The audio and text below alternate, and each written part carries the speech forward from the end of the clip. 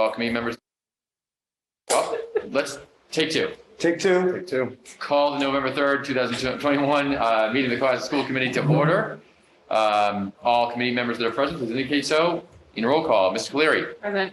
Mr. Dial. Present. Mr. Kearney is not present. He is going to be a couple minutes late. Mrs. St. Ange. Present. I am President Craig McClellan. We have a quorum. We'll start the meeting. I just wanted to mention a few things before we get started. We mentioned in our recent message to families that we're working on the technological related issues that we're having with the meetings. We're just trying to refine the hardware and the approach and the format. We're also in what we want to be a temporary space right now as we're returning to in-person meetings. And so we're trying to do our best to deliver the most convenient product to everyone so that everyone can come in person. We can have our students in person, but also be able to watch from home. So we know that the experience from home isn't the best, but it will improve. And Dr. Sullivan has something to add. No, I was going to say I have high hopes because we have repositioned things. So we're going to have a better audio and video experience this time. It should be great. So with that said, I just want to welcome Mrs. Chapman and Mrs. McDonald and their wonderful fifth graders here that will be presenting in a few moments, and Principal Sullivan, so sorry. And with that, I would just go into the first agenda item, which is the public comment. This agenda item, as most know, is reserved for discussion items or topics that are not related to something that's already on the agenda. So if you have an issue or a comment to share related to something that's not otherwise on the agenda, please do so now. We'll give everyone a few seconds to do that. If you're at home, you can utilize the Q&A feature on Zoom to make a public comment. And if you are here, you can simply raise your hand. Give a minute to see if any public comments come in. Mr. Leary, you seeing anything? Okay, then seeing none, we'll move on to the next agenda item, which as always is our superintendent's report. I'll turn the meeting over to our superintendent of schools, Dr. Patrick Sullivan. Thank you, Chairman McClellan, and thank you, boys and girls, teachers, Mr. Sullivan, and everyone for being here in the audience. We're excited about our spotlight on students today from Deer Hill.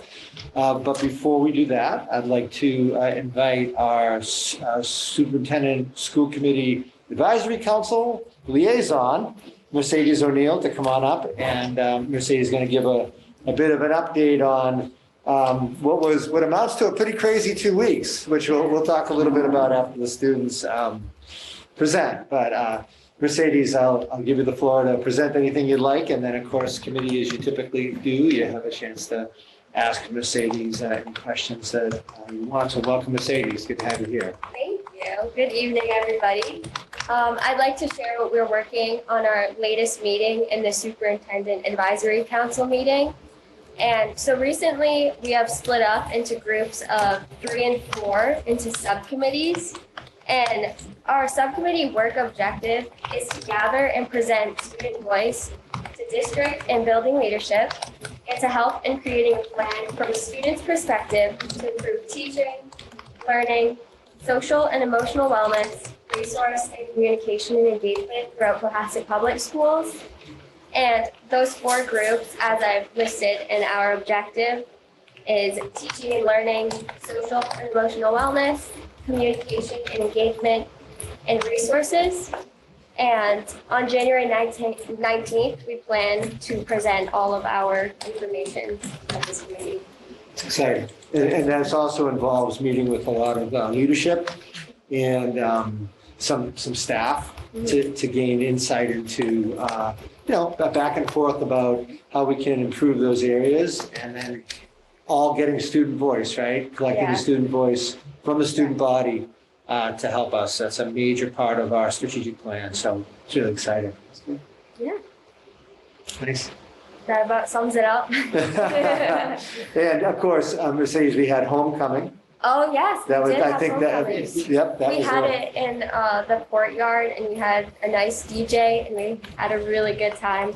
It was nice to be with the school all together. It was our first event where we didn't have to wear a mask since it was outside.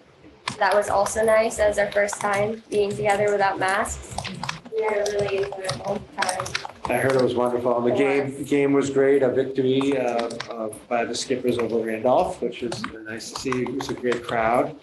And yeah, The pep rally during the day was really fun. It was outside. we had the first, and maybe last, but certainly the first outdoor pep rally for Cohasset Very fun. High School. I was sadly unable to attend that. Oh, that's too bad. It was great. It was Nice really, outside. really nice feedback. So that's wonderful. And you obviously weathered, just no pun intended, the storm okay. And Yeah, hopefully that was quite an interesting situation for us. So we'll talk a little more about that when we get to yes, it. definitely. All right, that's wonderful. Any questions for Mercedes?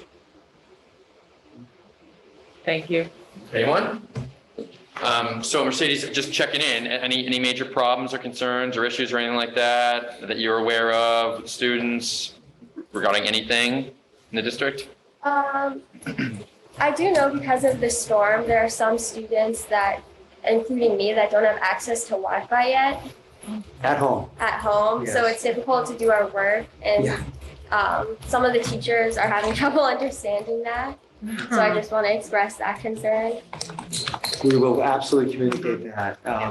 Yeah, I am also one of the folks without Wi-Fi too. Really? Wearing out my mobile hotspot quite a bit. Can't even imagine what my bill's gonna be, but yeah, it was a doozy of a storm for sure. But no, we'll absolutely communicate that to Principal Scott. I'm sure they have their minds on that as well.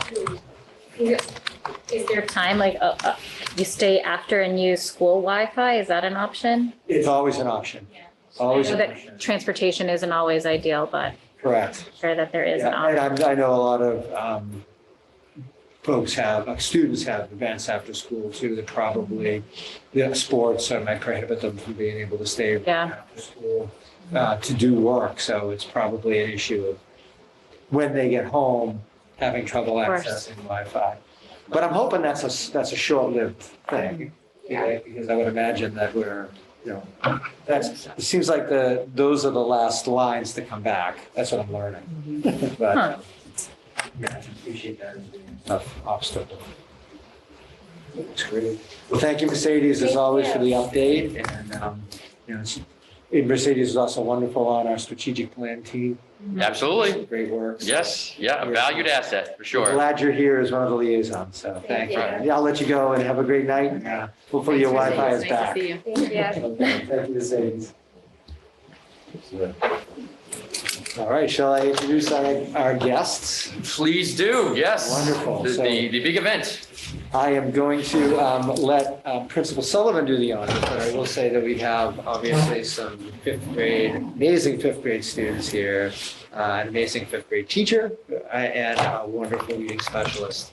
And I leave it to our fantastic Deer Hill principal to introduce her crew. So Principal Sullivan. We are so excited to be here today. As we shared, Superintendent Sullivan, we have students, we have 11 students from Mrs. Chapman's fifth grade class. And today they are under the tutelage of Mrs. Sarah McDonald, who is one of our reading specialists at Deer Hill School. And she has been really a champion of our spelling program and what that looks like at the upper level. And I'll let her speak in greater detail to that. And also, I want to give the students an opportunity to introduce themselves to you before we begin our lesson. So, Mrs. McDonald, if you want to get that rolling, and then I know they know what to do. I'm Bryce Higgins. I'm Lily Wilhelm. I'm Kate. I'm Ross Starvish. I'm George Gregory. I'm Tristan Newell. I'm Nick Columbus. I'm Jordan Prescott. I'm Ben Anderson. I'm Jenny Cunningham. I'm Casey Quinn. Hello, welcome, guys. So this is the awesome group from Mrs. Chapman's class. That is so nice to come and help me so I don't stand here by myself. So we've been working on a new initiative this year called the multi-syllable routine. And this kind of comes from this idea that kids need a good strategy for breaking apart longer multi-syllabic words. And we found over the last few years that kids really didn't have a common understanding of how to do that. And so we wanted to give it to everyone in the class and then be able to kind of give a double dose if we needed it. So we started this, and these guys are the furthest ahead, and they're really, really into it. So I think you're going to be in for a treat.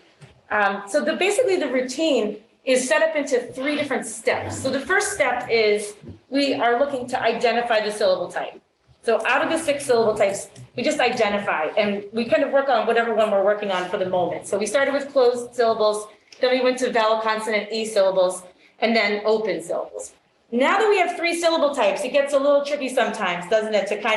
We're kind of at a place where now we really have to think, because when we just had 1, it was like always the same. So now we have to really be thinking about what we know about the syllable types. So what I've tried to do is kind of condense some of the lessons so you can get a little bit of each of the pieces so you can kind of see what it looks like in the classroom. I've put like all 3 syllable types that we've done up here because we want to show you in step 1, we're looking to sort out, is it a closed syllable? Is it an open syllable? Or is it a vowel, consonant, E? And we have a gesture that goes with each one. So what I'm going to do first is I'm just going to be pointing to words. We're not going to read the words. We're just going to identify the syllable type. And they're going to give me the gesture and say the syllable type as they do it. All right, you ready? All right, so we're going to look at the first one. Ready? Close. Awesome. Open. Close. BCE. Awesome. Open. BCE. Open. BCE. So step 1, do we know what syllable type it is? And that's really helpful in being able to break apart a word. The next step is we read just syllables, and we emphasize that these are not words, they're just syllables. So we sometimes syllables and words, for example, like T-O, is really toe, because it's an open syllable. So we've been talking about that, really just relying on our phonics and what we know about the sound symbol. So we're going to just read these words together. You ready? Here we go. Hum, stride, felt, choked, brew, breathed, drove, anything. What's this one? E. Awesome. Can someone tell me why this is a closed syllable? Why is that a closed syllable, Trevor? Because it's a rhyme. Well, the next letter is consonant. So we have 1 or more than 1. In this case, more than 1, right? Awesome. There's no E in it. There's no E at the end. Awesome. How about this one? Show me this. Show me the gesture for this again. So we all think it's open. So why is this open, Georgia?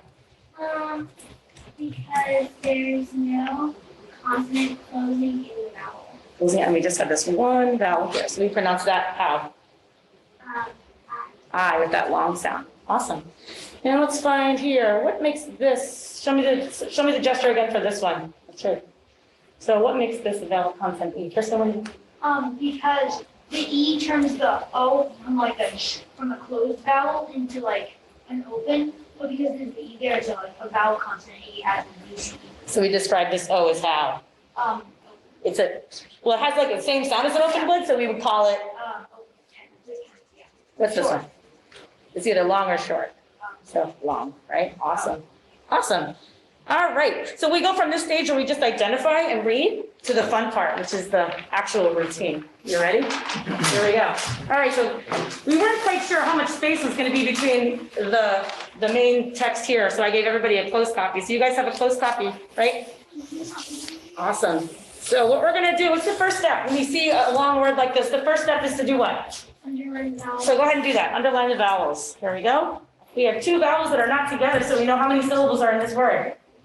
2. Awesome. So where am I going to break this word? Ready? Awesome. How do we know that? Do we remember? How do we know that? This is our newest one, right? This is the tricky rule. How do we know that? Can anyone explain why we know to break it there? No? Because if you break it, then you have the open syllable and a closed syllable. But if you do it the other way, it's a lot harder to say like two buck or tall buck. When we only have 1 consonant, our first try is right after that vowel, right?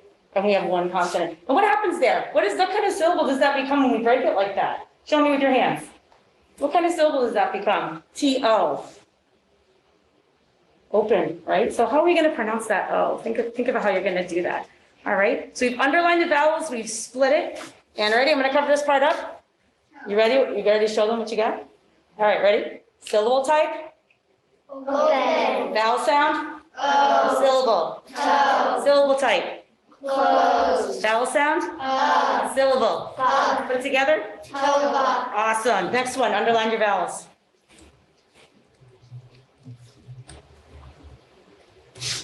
Where are we going to break this word? I see that in between these two vowels, I have two consonants. So what do we do in that page, Ben? Between the two consonants. That's right. Let's try that first. If we do that, what do we got here? Syllable type.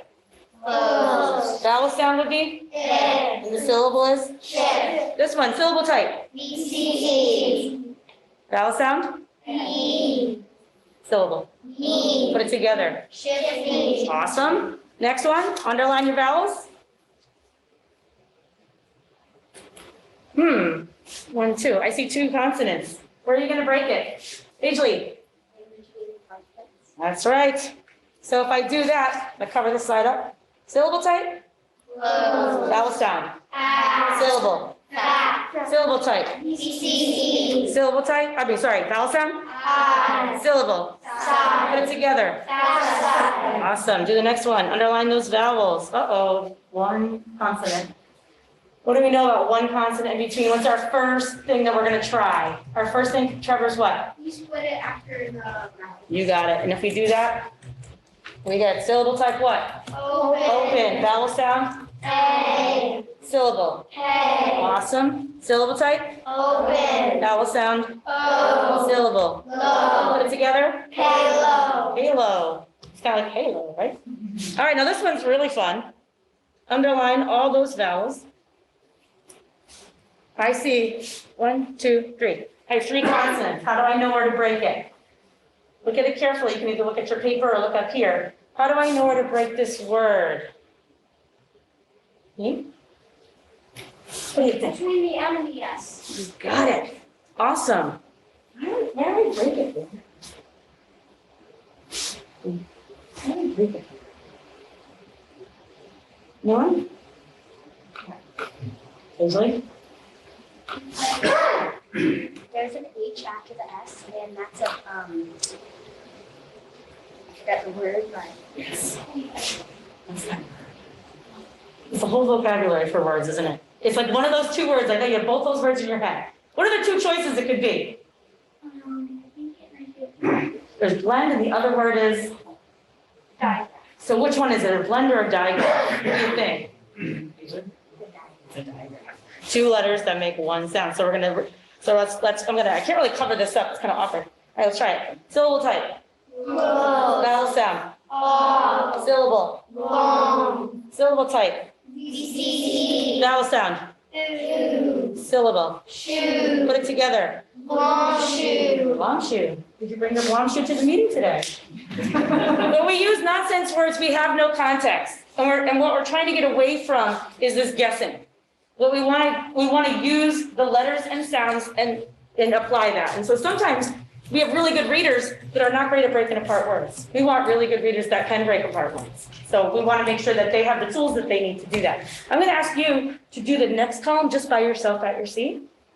Just go ahead and do that while I talk a little bit. Underline your vowels and figure out, whisper read it to yourself. You can figure that out. So by doing this, I mean, at first, sometimes they're like, why are we doing nonsense words? But what it does is it does take away that context, and you have there's no pictures, there's no context. So you really have to think about what kind of syllable that is. And that helps you when you come to a word you don't know, that you might not know the meaning. It helps you kind of connect with that a little bit more.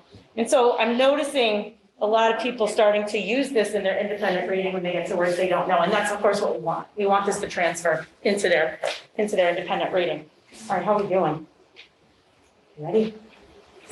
All right, let's underline the vowels. You ready? Start with wherever you are. Let's go back up here. We'll do a couple more. Yeah?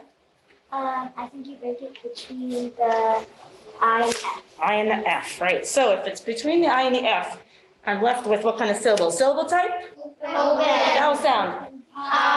Syllable. Syllable type. Syllable type. Vowel sound. Syllable. Put it together. That's kind of fun to say, isn't it? Siphons. No, this one looks fun too. All right, let's underline the vowels. NIC 1, 2, so that we know is going to look like that. So syllable type. Vowel sounds. Syllable. Syllable type. Vowel sound. Syllable. Put together. Awesome. All right, what I want you to do is I want you to just, with your partners, I want you to read, take turns reading. We're just going to partner up like 1, 2, 1, 2, 1, 2. And I want you to just read through the last few together. Just whisper read it with your partner. So in class, when the kids are doing their own work, we're allowed to walk around and we can listen. And this is really where we see like who is memorizing and who is really using the sound symbol. So when I just kind of go around and listen and kind of like give feedback as kids are working together. And that way, like I'll sit with the teacher after and say, X, Y, and Z, you might want to kind of grab them again and see if that's gonna, if we need to give them like a double drill.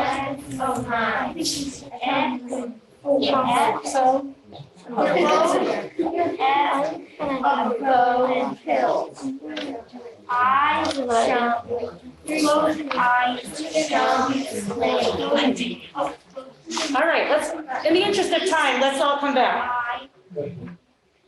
You ready to read these? I'm not even gonna break them. You already broke them? You already practiced them? We're just gonna read them now. Okay, ready? Let's look at this one. How would you say this? Line. Focus. Champlain. Very good. Very good. All right, but again, we don't read nonsense words in books, do we? No. Flip your paper over if you would. But now we're so good at breaking apart words, we can take some trickier words. You said to me today you wanted a challenge, so I gave you some longer words. So what we're going to do is we're going to apply this to our real words. So let's just do the first one together, and then you're going to work in partners. All right? So look up here. Underline the vowels. Go ahead and do that on your paper. And I see that there are 2 consonants, so I'm going to split it here. All right, syllable type. Vowel sound. Okay, try that again. Syllable type. I think we're getting tired. It's getting late in the day. Give it to me. Syllable type. Nice. Vowel sound. Syllable. Syllable type.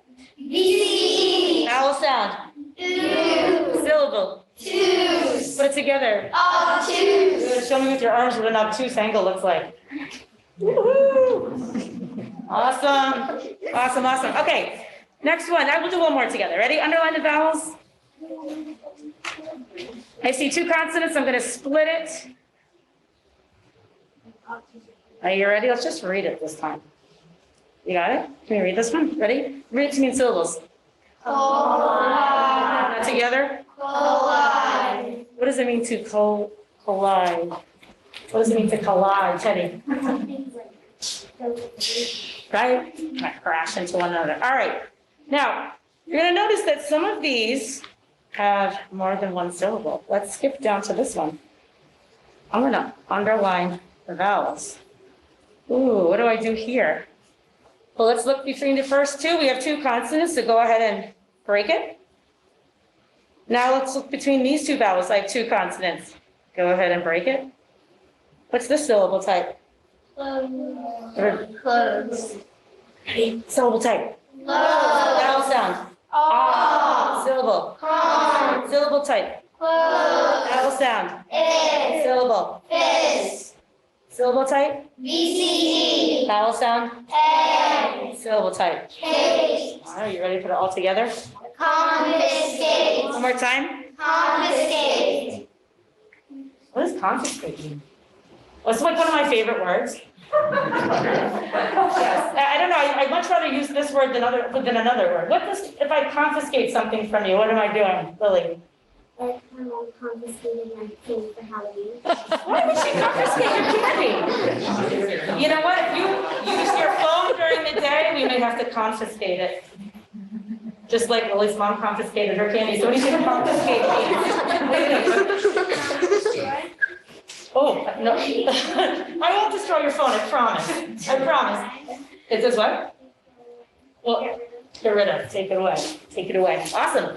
All right, so I'm going to give you a couple minutes, and then we're going to see if we can really get us a couple hard ones over here. You're on the spot a little bit, so do it yourself, and then Parker up and we'll talk some more. Mrs. McDonald? Yes. Maybe you can turn that to Yes. the screen and for the viewers at home, explain what you've been doing. Yes. Using one word as an example or two words as an example. Sure. So what we're doing is we are looking at, based on our work with the nonsense words, we're now applying that to real words. And we're saying, okay, we're going to use the same rules and we're just going to apply them to real words. What's happened is a lot of kids have a lot of words in their sight word bank and they just are memorizing them. And what we're trying to do is get them to, it's great that they know the word, we want them to know the word, but we also want them to have tools when they get to a word they don't know to be able to break it apart. So like a word like this, we underline the vowels. And we look between the first two and here, oh, I should be asking them this, but I'll just tell you.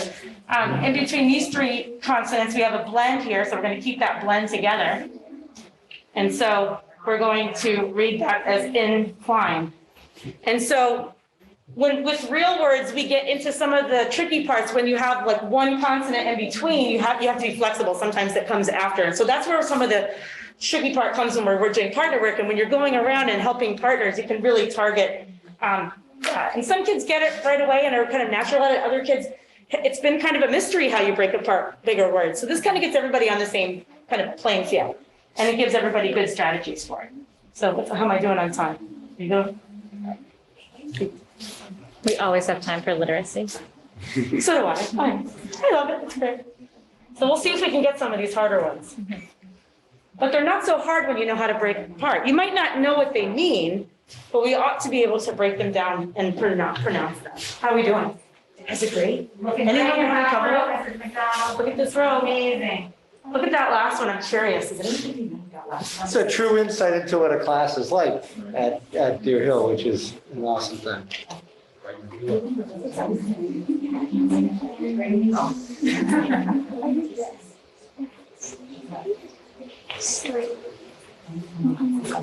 Syllables out.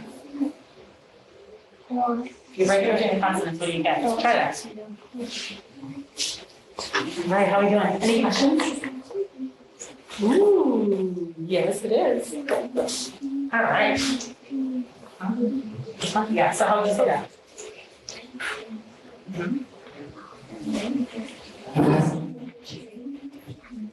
You're doing awesome. That's awesome. I love it. You are not giving up. You're doing amazing.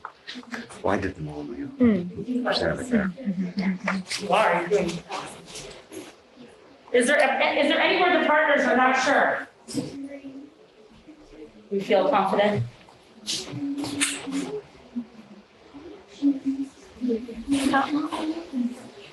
Ooh, nice.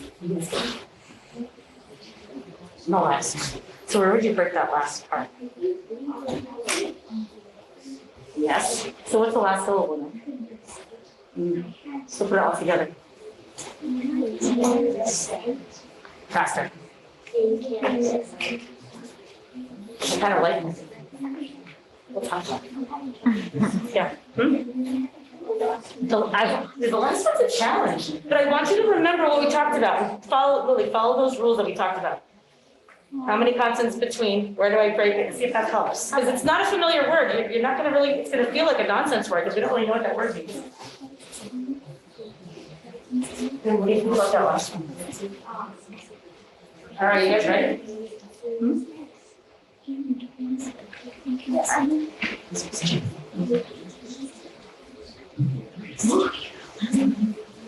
Great question. Oh, you guys are doing awesome.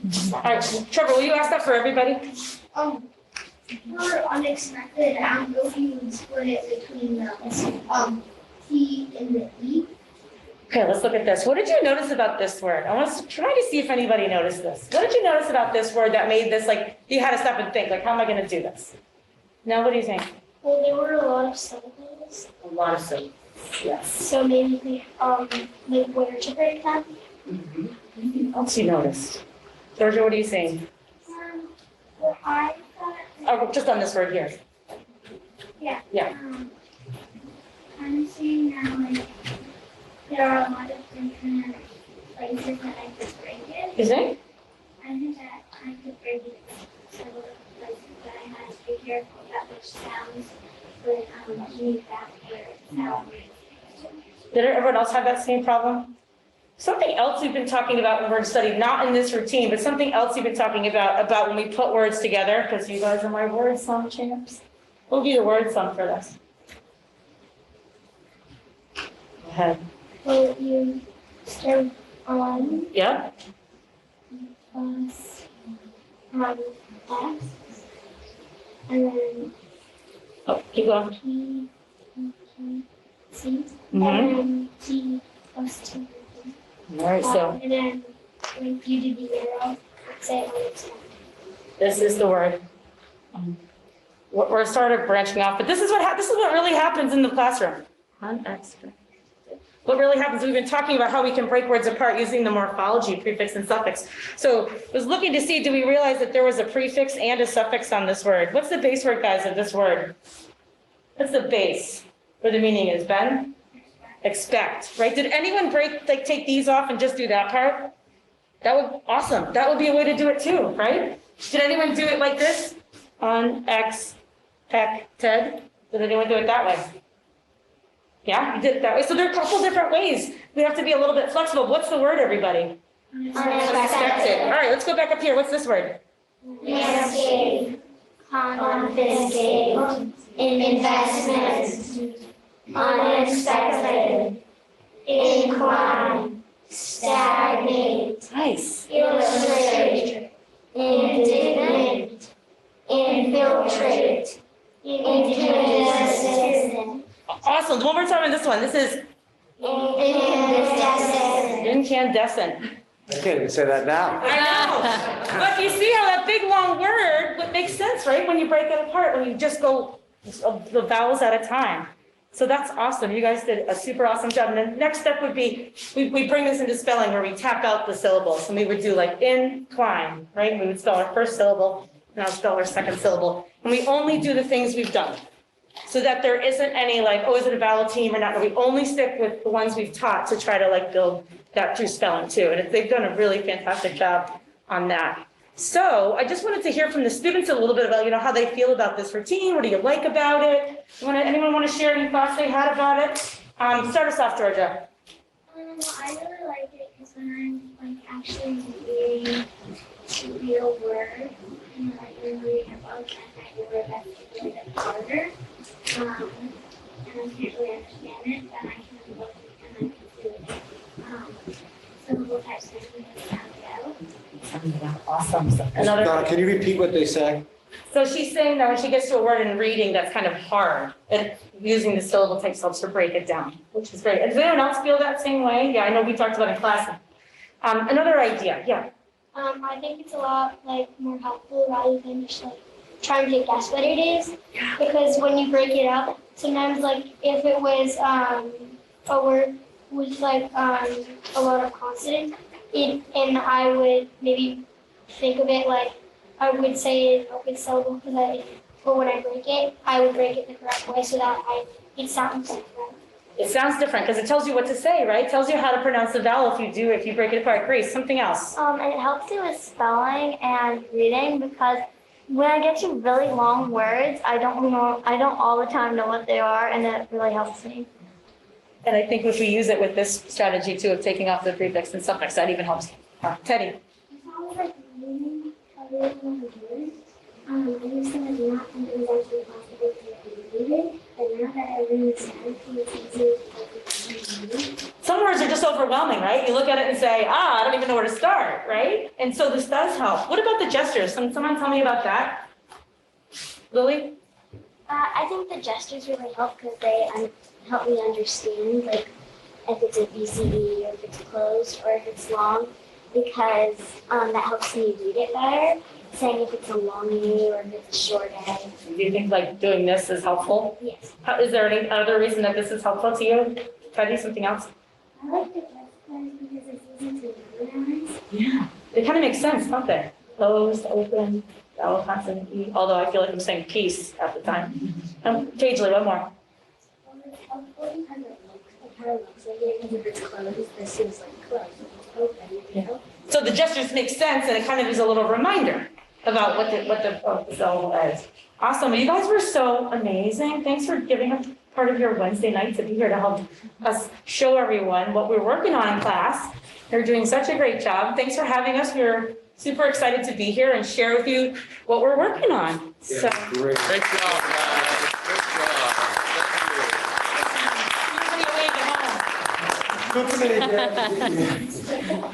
do you have any questions, school committee, for our students or for Mrs. McDonald? Or before we let you guys get a good night's sleep, be ready for more of this tomorrow morning? I would just like to say that I just learned a lot because I didn't know any of that. We were going to give you a paper. But I didn't know any of that. So that was really very helpful. Thank you very much. You did a great job. Is this a routine you use in 3rd, 4th, and 5th grade? Or The idea is we wanted to bridge foundations, Yep. right? So we have all this really explicit instruction through 3rd grade. We wanted a way to keep it going. Sure. Right, to keep that learning going, because you don't want them to just do, if you've invested all this time and energy in that program, and then we've had a couple, let's face it, really weird years, and this kind of helps bring some of that back. Because these guys are 5th graders, so that would have been 2 years ago they had foundation, so this kind of is, it's coming back to them. They're like, oh, I remember that a little bit, but it kind of helps kind of keep it moving. And it's kind of grade appropriate for the older kids who they have phonics, they just don't use it in the, like, meaningfully. Now they're like, oh, okay, I know that's a long A, and I don't have to guess, and like really trying to get away from guessing. Yeah. So. Anyone else? Okay, you guys did such a wonderful job. Thank you so much. You guys should be so proud of yourselves. Absolutely. Awesome. Thank you, Thanks so much for guys. having us. Thank you, parents, for coming out. No, Yes. Thank you. Thank you, everyone. Thank you. Thanks, guys. Have a great night. Have a great Good night, to go. guys. Good job. Principal Sullivan. Mrs. McDonald.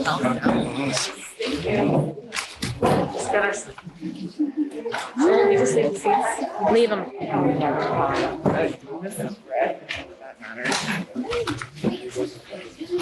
Okay. Okay, moving on. Dr. Sullivan. Yes, so, well, that was delightful. It was awesome. And I hope the folks at home could see that clearly. I know the angle, you couldn't see the board up the whole time, but hopefully you could glean what they were doing. I think that's an excellent example of the wonderful teaching we have at Deer Hill every day. And you can see how Mrs. McDonald does such a great job engaging the students. So very, very proud of that instruction that's happening.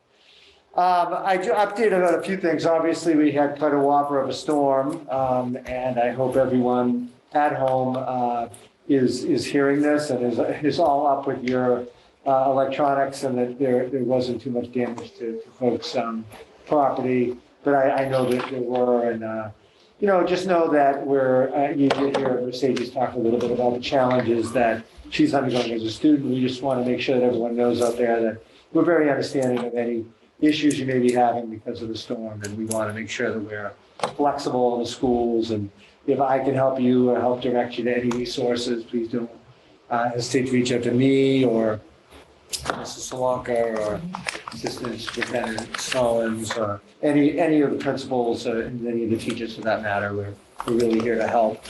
Obviously, from the school end, we had a damaged, basically destroyed, well, completely destroyed press box, which made quite a splash on local media. And we were just talking about getting new siding on the press box. I guess that's not an issue at this point, but we're looking forward to rebuilding that. And we do want everyone to know that we have playoff games that are going to be happening, and we plan on hosting all of them at home. We have alternative ways to broadcast and to show the score. We're working on all that, so we don't feel like there'll be any interruption. But that was a real loss to lose the press box. It's too bad. I feel like no one really talked about the press box till it was destroyed. So it's like one of those examples of you never know what you have until it's gone. Yeah, I mean, it was surreal coming in. I did drive in that morning and seeing it on the ground. It didn't register to me that was there. It was a very odd thing. And we did have some generator issues. Our generator at the middle high school did not work, and we didn't know it until it clicked on, and it didn't work, and we needed a part for it. Thankfully, I have to give thanks to Paul Superintendent Kuhn and all the folks at Hull for helping us. We were able to take our food, and it was quite a lot that was in our freezer and fridge for the middle and high school, and move them over to Hull. And I actually owned it. We had the facilities crew, and we moved it over, and the Hull crew was amazing. Hull, I could be wrong making a kind of generalization, but it seemed like they didn't lose any power, which is an amazing thing for Hull, which I know loses power quite frequently in storms. But they were able to house our food for about 3 days, which we're really thankful. None were spoiled. And we were able to move our Osgood food to Deer Hill because our Osgood generator, we don't have a generator at Osgood. That's something that we'll look to get. And actually, it's on our list to get. So we don't have that issue if we run into any winter storms. It's really no small thing, I mean, they didn't have to do that. And, that obviously saves a lot of money. And it's a really nice thing for them to do. We're very fortunate to have great neighbors in Situate and Hull and Hingham and Marshfield. They've been very helpful, and we've also tried to collaborate with them when needed. But this is a perfect example of, it wasn't even a hesitation. They said, "Oh, absolutely." Probably would have been really hard to replace with supply issues right now too. For sure. So even if we had lost it, right? That's Absolutely. fantastic. So How nice to have a municipal light plant. well, we will absolutely return the favor when called upon to do so. But we're really thankful to them. So thank you, Hull. And in terms of the storm, I think we got through it. I haven't even had a chance to put out in my communications how I go ahead and cancel school, but I think everybody now knows that. What I try to do on a typical cancellation is I put it on Twitter just a little earlier, so those who follow me on Twitter will get that update. I cancel school by being in constant contact with safety officials. And when you hear me say safety officials, what I'm really doing is talking to the police chief often, or the person who's in command during that time period, the fire chief. And fire chief is often very, very much in touch with power issues and power crews, and knows when they might get the call back, when they might not have power.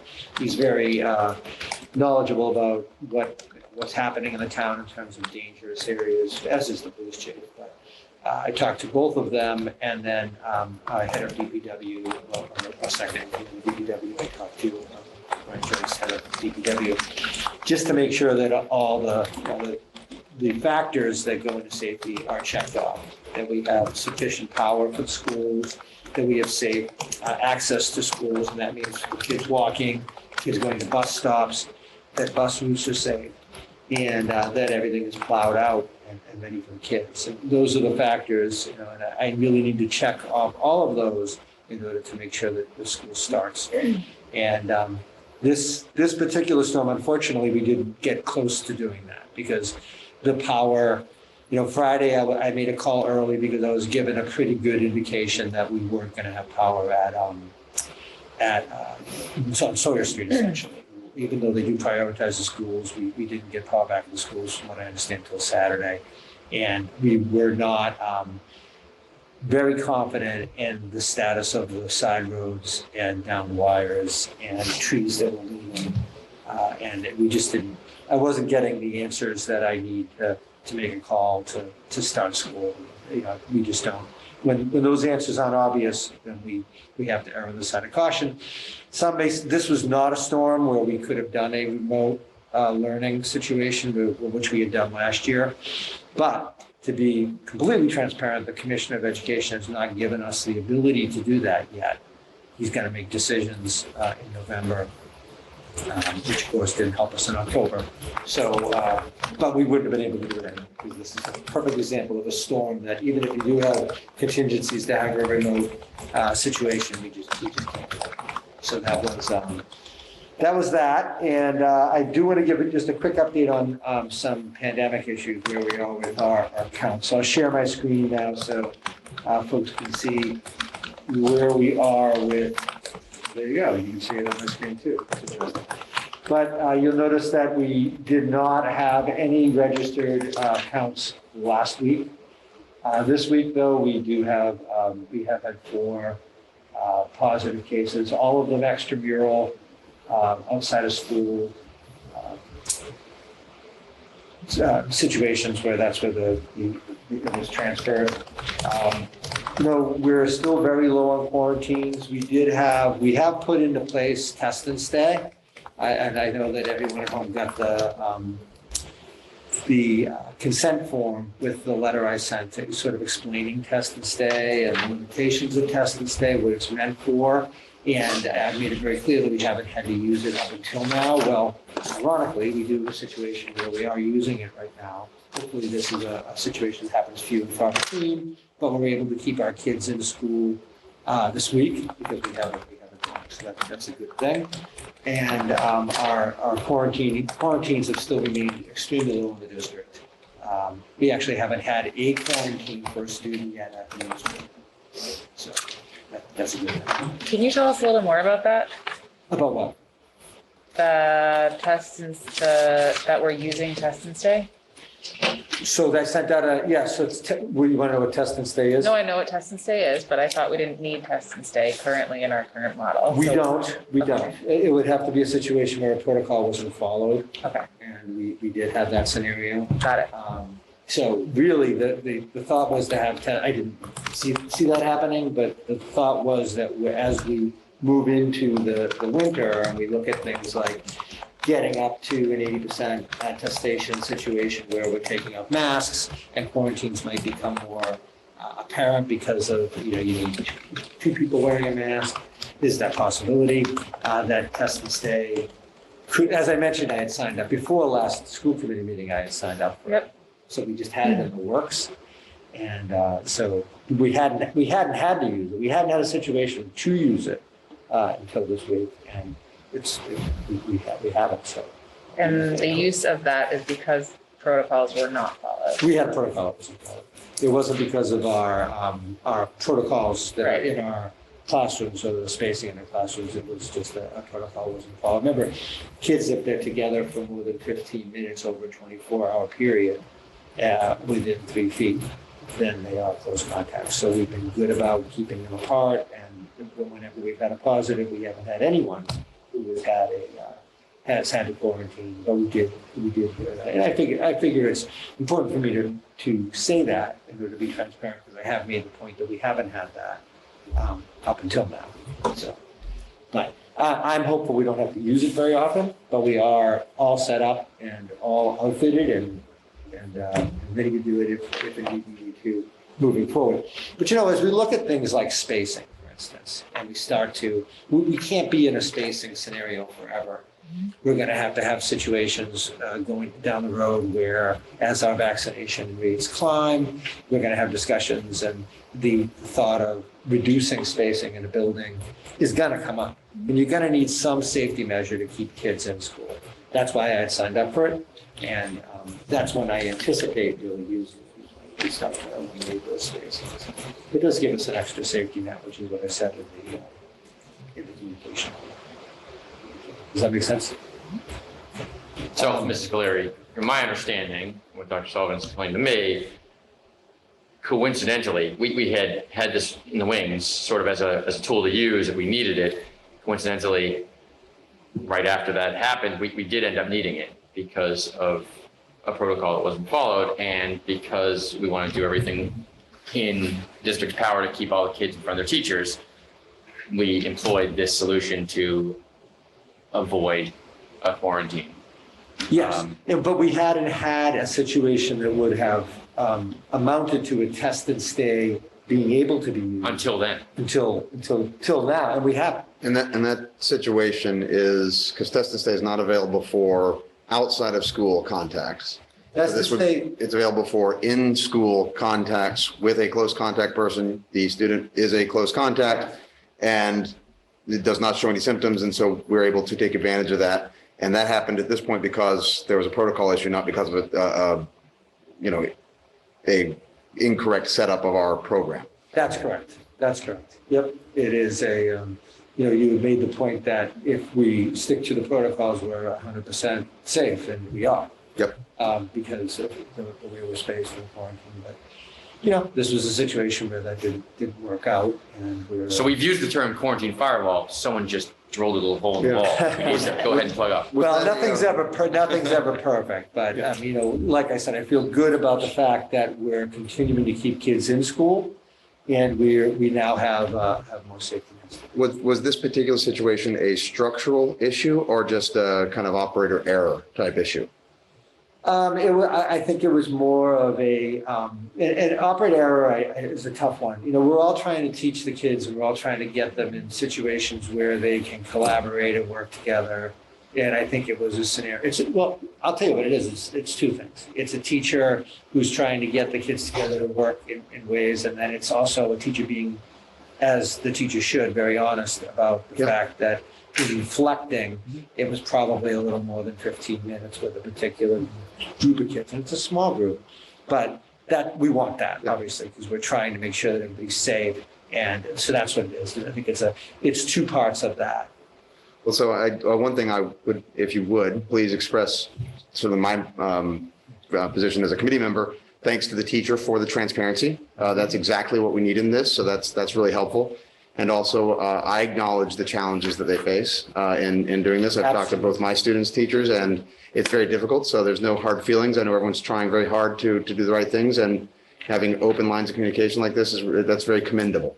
I too am very thankful for the teacher being transparent, and I think that we're better for it, and we do everything as a team. So I don't mean anything I'm saying now to cast disparaging thoughts on anyone. The wonderful teacher doing wonderful things, and this is just a product of our times. But I am very happy that we're able to keep the kids in. It shows another benefit that I hadn't thought of for the Test and Stay program, which is the inadvertent areas where we have something like this. And so now we have a student who's able to come to school who otherwise wouldn't. So that's fantastic. That's correct. Yep. So it is. We're very happy with the prospect of having this extra safety. But I will say the protocols are still ideal though, because then it obviously, it makes it unnecessary to test the students. Well, we haven't had any real situations with up and. That's the ideal situation. And I think that's somewhat rare in the area. Right. So I would say that we're doing pretty well with that, for sure. And so I definitely want to also update you a bit on our attestation situation, because I know folks are interested in hearing that. And I will be sharing this information in my Thursday report. But so an interesting thing happened as we worked with our nurses to look at the attestation numbers. We realized that when we were looking at both buildings as separate entities, we double counted, and we should have, staff who service both buildings. So for instance, custodians, it's a good example. They were counted in the middle school count and in the high school count. What happens now is that we don't count them twice, right? Because it's one building. So as we're being looked at as one building, they're just servicing one building instead of servicing both schools. So as you can see from the note here, when people get this report, I just want them to know that the overall numbers are the same, well, with one exception. I'll explain that in a second. The overall numbers for the two buildings of staff are the same.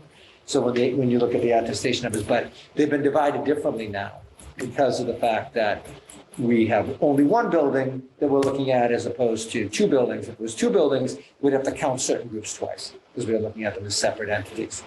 The difference between this count and the other count is we found we had one missed staff member. We just missed them when we had the original count. And then we've hired 2 cafeteria workers since my last report to you. So this is a very accurate count of where we are as of yesterday. So our high school, again, I did break it out individually, but it's the numbers that count are the numbers together for the high school and middle school. You can see that we have 87% of our students. I think that's up a percentage point from where we were last time. It's very high.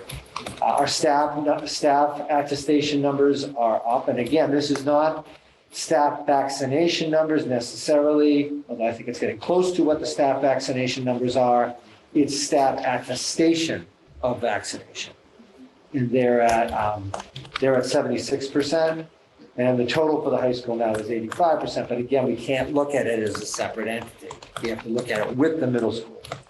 The middle school, and again, remember, we only have 35% of our sixth graders who will be eligible by January 1st to receive the vaccination, although that's going to change. In my next, what's that? Did that change as of yesterday? It did. I'm going to explain that in a Okay. minute. They're actually starting some vaccination clinics next week for 5 to 11-year-olds. But my point is that in this count, no one under 12 has had the chance to get a vaccination. And they're at 65.4% of the students, and the staff is now up to 77%. So the total percentage of the middle school is 67. Now, if you look at the total attestation percentage, we're getting close. We're 77.6%. So I'm hopeful that in the next, few weeks, hopefully we will hit that 80%, and then we can have that discussion that we had hoped to have back when we thought, for a brief moment, that the high school was over the 80%. Dr. Sullivan, how many, how do these numbers compare on the staff from our last committee meeting? They were pretty low. I don't know if you give me the numbers or just the number of attestations you've received since then. So I can look, hold, if you give me a minute. Notebook.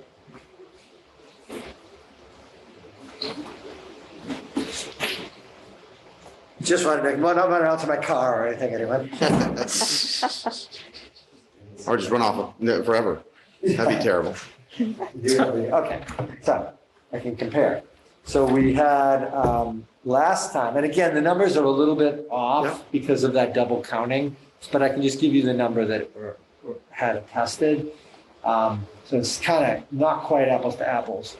But at the high school, the staff attestations received back when I reported this on October 20th was 56, and now we have 74. It's don't worry about the individual high school, it's the raw number. I guess we could do the addition, but and then at the middle school, it is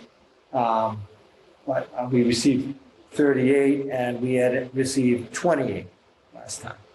So we've received 18 in the high school and 10 in the middle school, so that's good.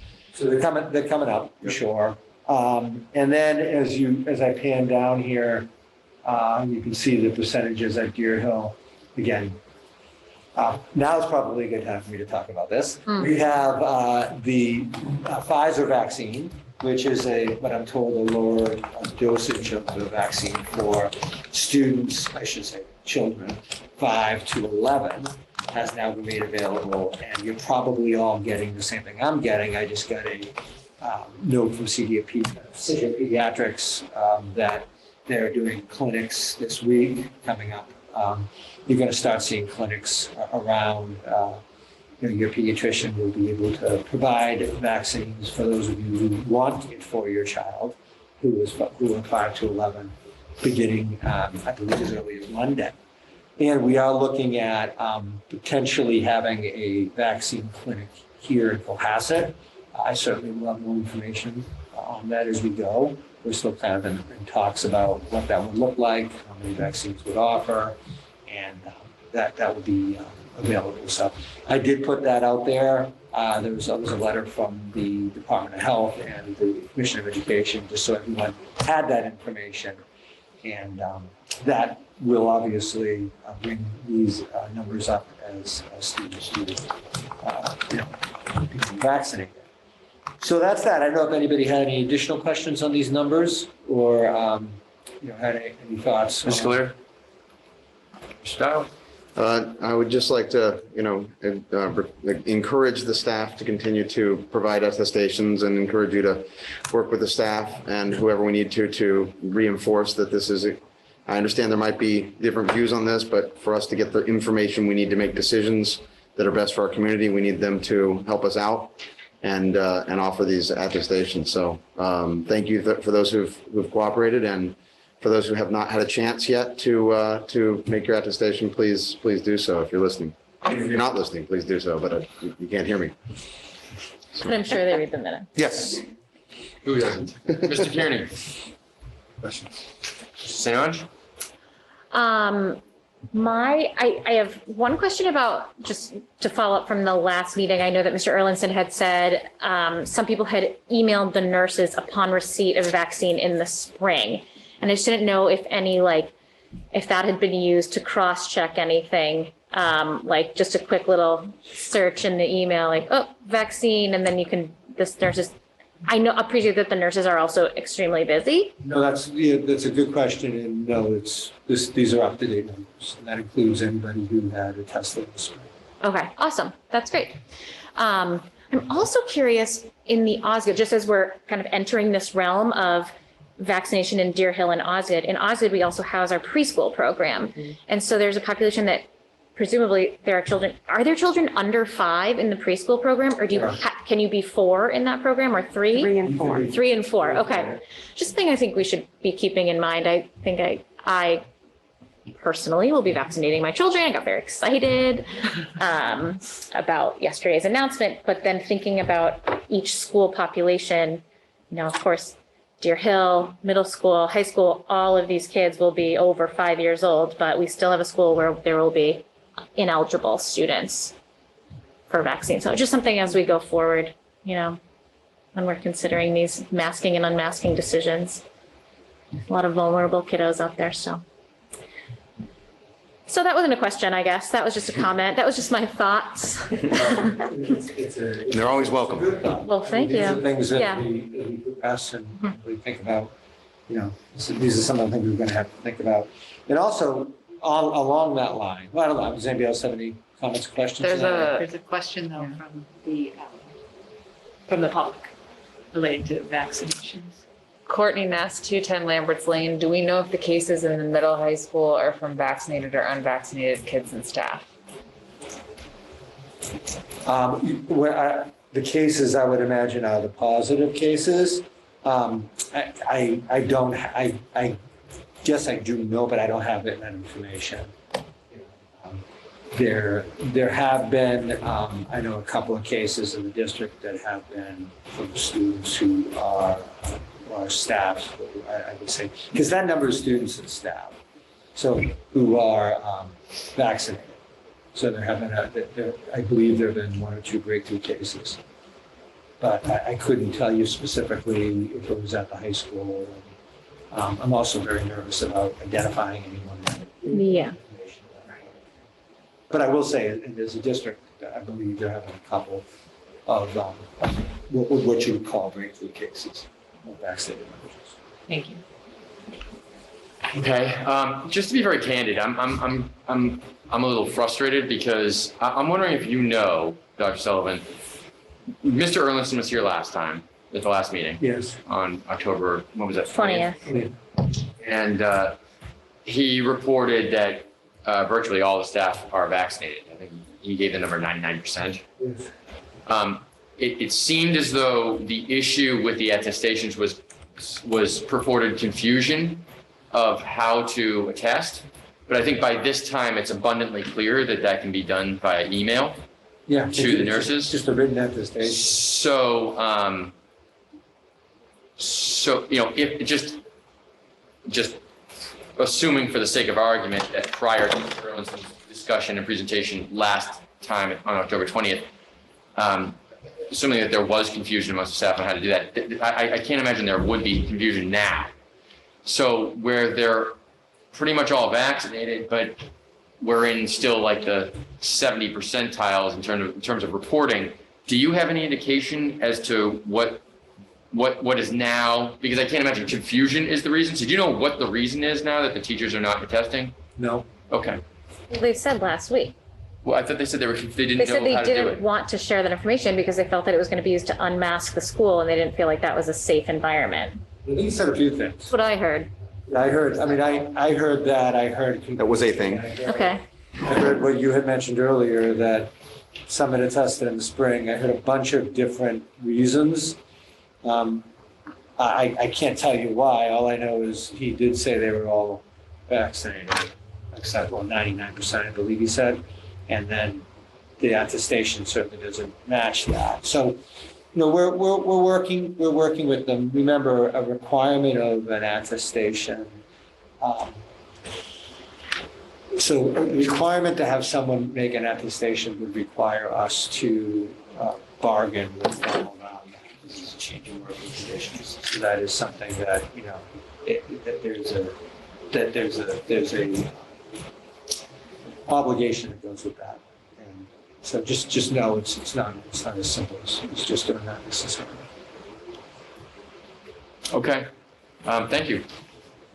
But just follow up on that, I imagine, but just for the record, following up that meeting, did you send a communication to the teachers clarifying the process by which they could submit their attestations so that it's I said you could. clear? Okay, so everyone knows how to do it. Yeah. Everyone knows that we're asked that the school needs them to do it. So, I've sent 4 communications. yeah. So it should just be now getting around to it then, unless, Well, like I said, I don't want to conjecture as to what it is, that there were a bunch of different reasons provided. I don't know. I mean, maybe, I don't know. I have no idea, you know. I guess to Ms. St. Ange's point, if the teachers do, the avenue for discussion about safe work environment is to have discussions with the administration and with this committee, not to willfully not participate in data gathering exercises that we need to make decisions. So I hope that's not the case, that it's not a strategic move to try and limit the ability for the district to respond to what we need to do to teach our children. If it is, that's a shame. But if it isn't, then I still encourage everyone to get these things in as quickly as possible so we can get on with things.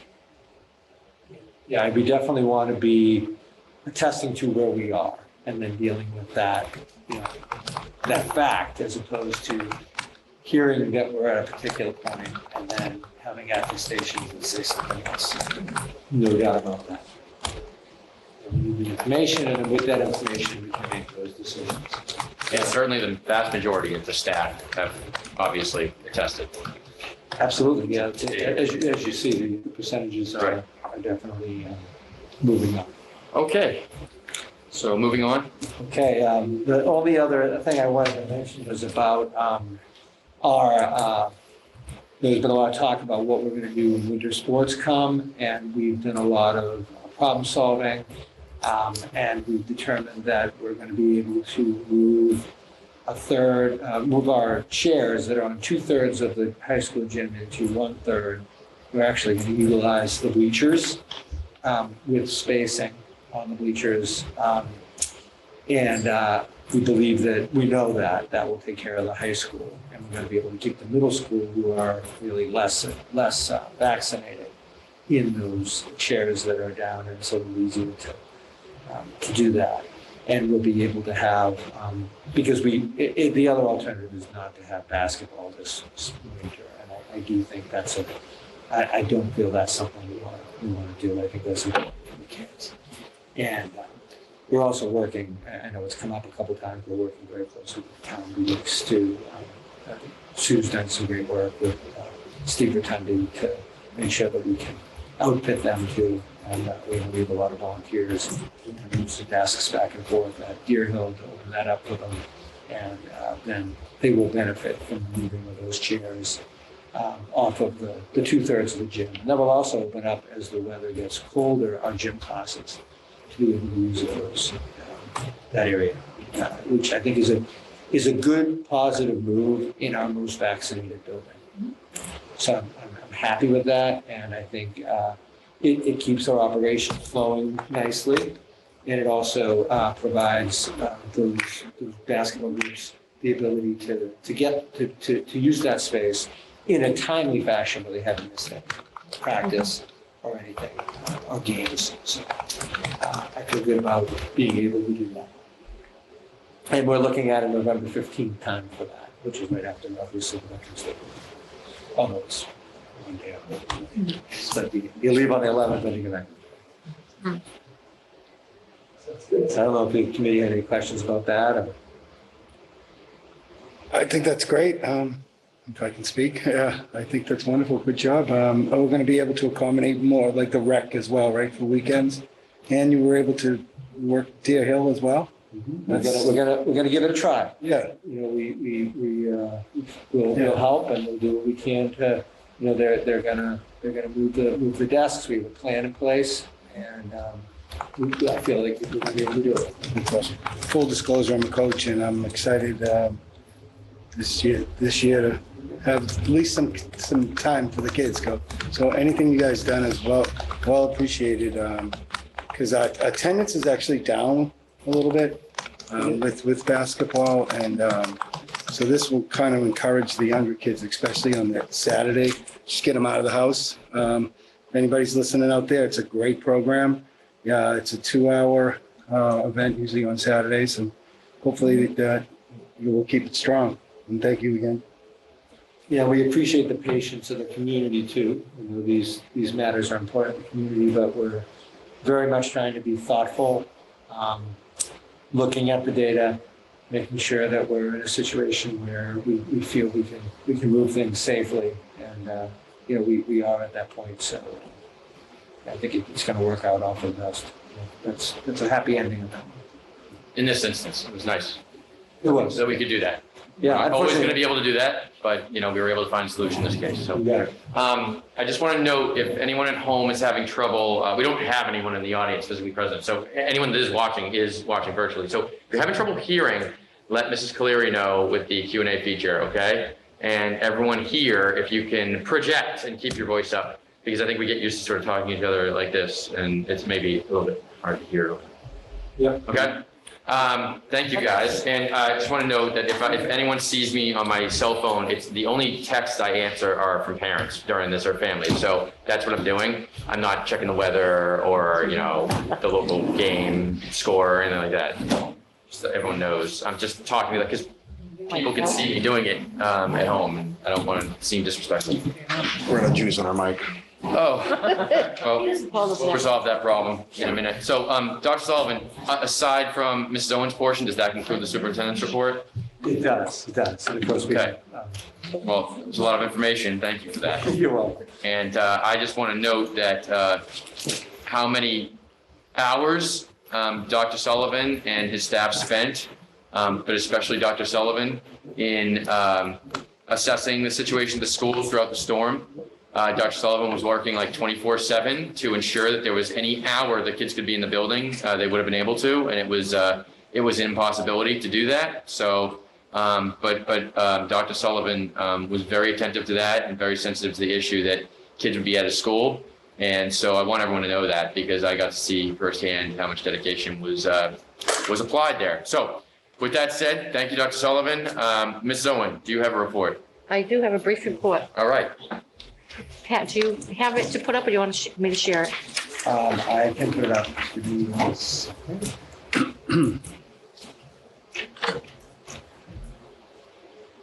So it's just a brief initial overview of the Capitol and the requests that the administrative team and the supporting, building staff put together, what they were looking for. Obviously, it's the first time that school committee's seen it, so we'll be seeing it quite often. The list is up there now. The numbers in the red mean nothing, and they are just numbered. But you can see, we met as a facility subcommittee, and they wanted us to look into cooling system for the middle and high school, whether, some type of way of cooling down the school so the temperature's not so hot during, certain rooms, certain times of the year. Facilities put forward a feasibility study first. We have to have, them come in and do a feasibility study to find out exactly what the study is going to consist of. And then we have to go into the engineering field. So the $10,000 is just a ballpark of a feasibility study for that. Hopefully we're going to move forward with that. The second one is the middle school, high school paging zones, which is an IT project. I guess some of the zones are not working correctly. They want to upgrade and get a better system in place. And then we've added. What is a paging zone? Zone. Holly Lampstyle, please come to the office. That's a zone? So you can page different parts of the building. Okay. So there's times that we can't hear downstairs because we're not in that zone. Got it. High school has their zones. So it's not working effectively, basically. The third one on the list is replacement of furniture. We've agreed we're going to leave this on from year to year to year. just to keep it in a cycle of replacing our furniture, because some of our student desks and staff desks are duct taped, some of the lids are broken and slammed children's fingers. Some of the cabinet doors don't work. So, we ballparked it about $60,000 per year to just start rotating our furniture replacement. They replaced the cove base from the gym entryway in the first and second floor. That's been on the list for several years. Facilities agrees that the cove base definitely needs replacing. They're not certain that the floor is actually ready to be replaced. So if the floor is not there, that's why. The reoccurring replacement of aging Chromebooks, the lease for those, which is another IT issue. Same thing, it's a cycle. And then at Osgood, for anyone that knows Osgood, they have that beautiful gymnasium with these giant windows all the way around. But for, a shutdown situation or a lockdown situation, it's not ideal, because if everyone goes to the gym, anyone can see everyone in the gym.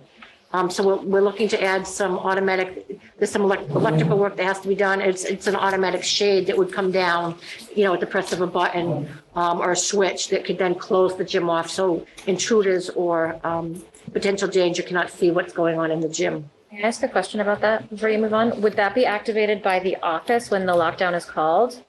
Or would Mr. Dykus have to go do that? Or whatever, I just assume he'll be there forever and ever. It's probably, I don't know. That's a It just seems like it should be activated by the office, like let the teacher take the kids to their safe zone, the office. Probably one of turns the. down. That's a good question. Or both. Right. Obviously, in an Alice scenario, you want the teacher. In that control, but the office should be able to check it. It's just a question. Definitely will come up, when we start the process of looking into what exactly we need. We do have camera angles that we've seen in our offices, so that's important too. So Yeah. it's to your point, to have an office be able to do that. Yeah, it's nice to be able to override. So at Deer Hill, we retiled some of the common areas, the floors, I should say. The principal would like to start seeing some of the classrooms retiled, just to get the school back up to standards, and looking better, to follow suit with what we did this past year in the common areas, in the hallways.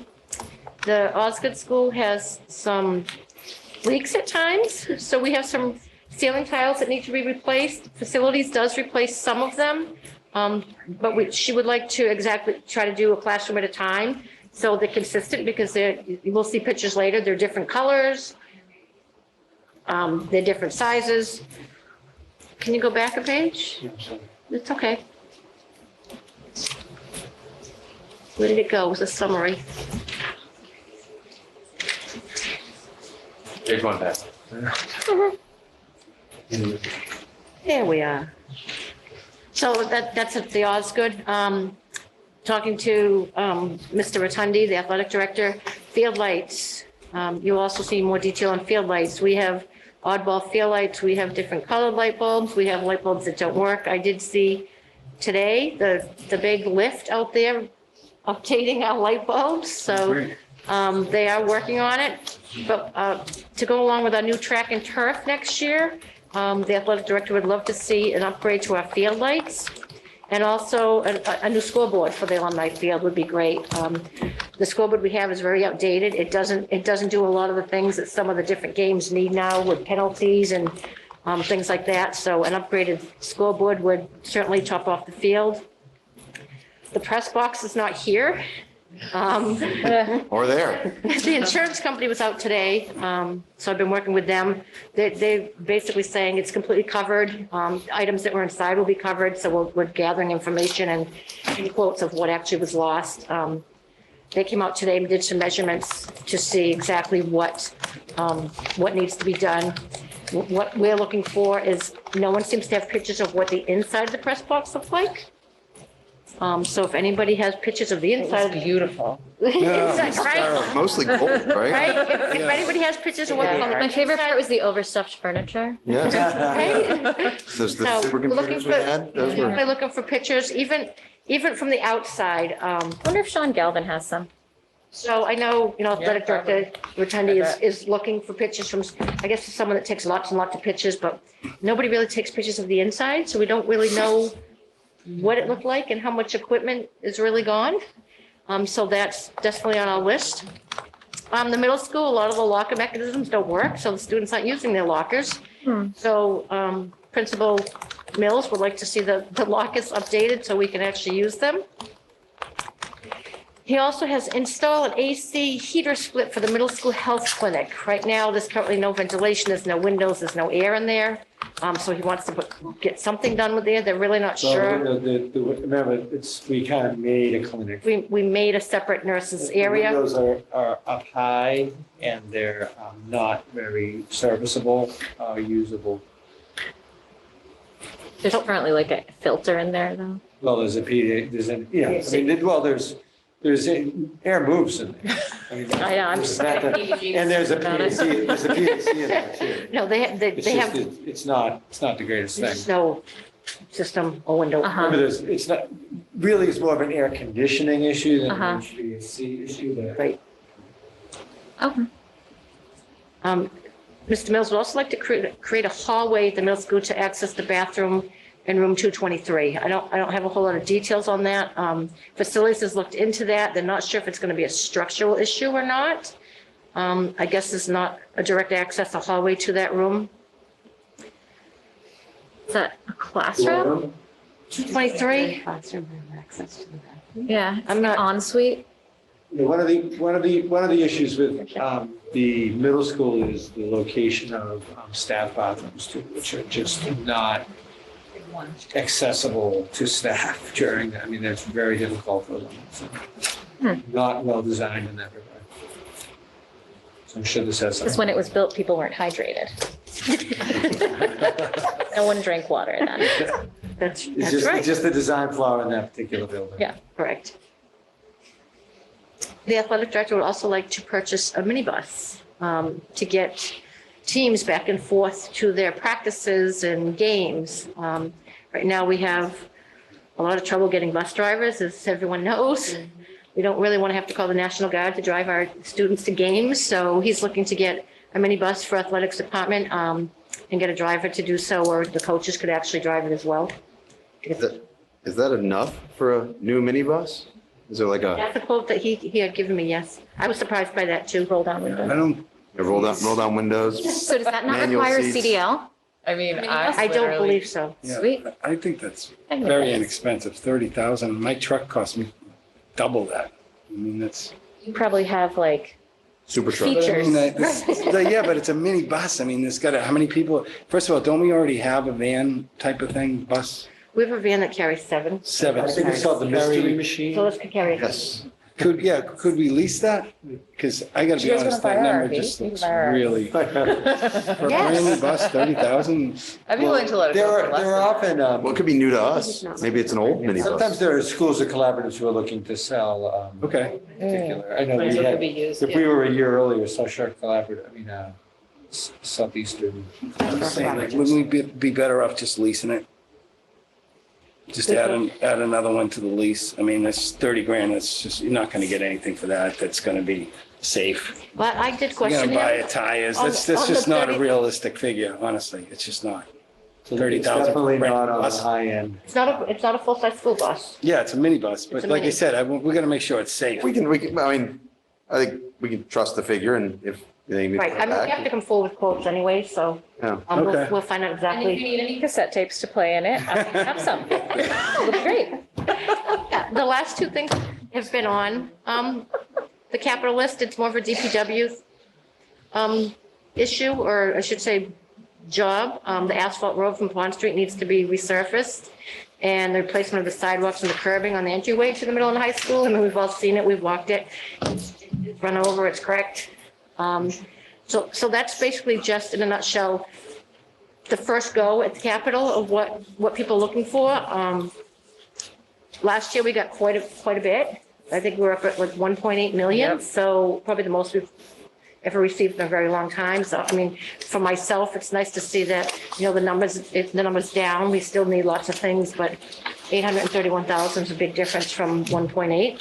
Can you refresh us on exactly what the requirements are for the requests that we make from Capital? Like They have to be a minimum of $10,000 and they have to have a lifespan of at least 5 years. But like specifically, they have to be in what category? Like, we can't obviously pay for staff from capital. We can't pay, do you know what I mean? Can you just explain that? So it's more of a staffing can't be paid from that, but it's more of a material, Right. You can't pay for a service.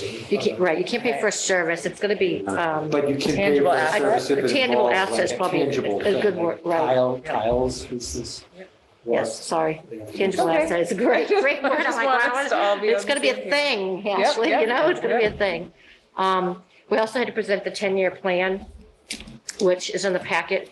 That also is very preliminary to go through. You see on there, I sat with facilities and went over, facilities felt we were gonna need the roofs and different things needed to be, you'll see blipped in there just as a holding spot as a new school. Ballpark figure, obviously. But just so it's on the radar, 95 million. right? Just so it's on the radar, so. The mini bus looks know pretty good. what we're looking, No, looking. There's a big jump from 2024 to 2025 there. no, I agree more with that figure than the school bus. Wow. So I don't know if there's any questions on the capital. We're scheduling a walkthrough in a couple of weeks. Obviously, this list can change. It's very preliminary at this point. Very preliminary. So, knowing that, are there any questions for Ms. Owen on this I preliminary No. report? Just have a question. Was it last year that when we were asking about sidewalks and curbing, it was kind of pushback was like, well, it's a plowing issue. And then they were looking for consistency in plowing. Right, yeah, Yes. they talked about the grant, they put the Yeah. granite stone, Yes. which is a lot more durable. It's a great question. Correct, 'Cause yeah. why do it and then it'll chip up again? Right. So the new one that they did add in the middle school has that The granite. granite. Okay. Yeah. Okay. It just didn't get put forward through the DPW. Okay. It's actually a DPW. Okay. Got it. And, this may be a simple question, but I get to still play the new card, at least for the first year. Where does this money come from? Is this our school capital budget? Does this is relation to the town? I guess who's this request made to and who writes a check? It comes to the town. It does come to the town. There's a capital budget committee that reviews all these requests from all the different departments. They have, I don't want to say a bucket of money, but you know, they have a set amount of, they have, A bucket. they They were have, very kind to us. they have funding, generous. but some of these fundings are borrowed, they're bonded. So it's, some of the money is borrowed, and on, 10-year bonds type of thing. That's something that on the town side, they kind of figure out what we're gonna borrow, what we're gonna pay out of free cash type of thing. Or the bucket, I shouldn't say the bucket of money, but, whatever the capital, committee has in their funding. Thank you. Anything else? Yeah, I have a bunch of questions. We're still early though. Don't forget. I get that. First of all, thank you for putting this together. This is fantastic. One of the things that we've been talking about too is, we'll go right down. I'm glad to notice the field lights because it's funny, I was at the game the other night and I saw someone missing and I was like, what is that? Like just, and to Right. see that you're on top of that, that's fantastic. The other thing, as far as the scoreboard goes, and this is the thing that I've been seeing, and I don't know if we can have a conversation about it or at another time, but it just seems like the varsity and is always like top priority, where the other schools like Milliken doesn't have a scoreboard. Freedom Field doesn't have a scoreboard. Those two need scoreboards as well. So I'm a little surprised that they're not in there because they don't even work. And we don't even have one at the Milliken. So $75,000, I'd like to see all the scoreboards in all of our town fields fixed. Because it's kind of embarrassing going to a JV game and you don't even know the score. So they don't even have like a scoreboard at Milliken. The baseball scoreboard needs to be replaced. Freedom Field needs to be replaced. So I'd like to see all the scoreboards to be replaced if we could do that. So, and to be quite frankly, Freedom Field would be about $5,000 to $10,000. It wouldn't be a lot of money. And the Milliken Field scoreboard can't be more than $5,000 to $10,000. So Remember too, these are capital improvements to district property. So some of these, if they're not on district property, it wouldn't be coming out of our budget. Right. is this on, well, So some of the fields could be from the town. yeah, but the only problem is with, when I speak about Freedom Field, it now is one of the school's fields where before it wasn't. So it's not a lot of money and honestly, if we say to the parents that we'd want that funded from the parents on. But I'd really like to look at the scoreboards because I think it should be for all the schools. We could do that. No, we could absolutely, I mean, like you said, if they're, if it's under $10,000, it's something we could also sit down with. Yeah, so if it's, Mr. Rotundi and say, if it's $3,000-4,000, is that revolving account pay to put a scoreboard somewhere? right. And to be honest with you, that is the scoreboard's been there from 1997. The other thing you So- can do is you get advertisements. Some companies will actually. Yeah, we don't pay- want to do that though. Pay to put No. the scoreboards in. No, we don't have any companies, advertising. no, Okay. we don't do All right. any commercial All advertising in right. schools. But that's a thought. But no. right, well. We're not, I think we're all in agreement with that, right? I think it's state law that we don't advertise anybody. especially- Advertising, and there's different ways you can go about it. But yeah, I hear what you're saying. The other thing is too, I thought we had, and if we did this, we wouldn't even have this problem. And Mr. Sullivan, I'm sorry that you had to go through it again, working, at the generator. I thought we were going to buy a generator for Osgood. Well, we do have that on. I thought it was gonna in our come out of it. plans To do it. I don't know where we are in the process, Sue. I don't know, we were gonna use some of the. So food service. Yeah. The revolving account food service is going, I'm just waiting on the facilities department to get several quotes on what it's gonna cost before we can move forward with purchasing it.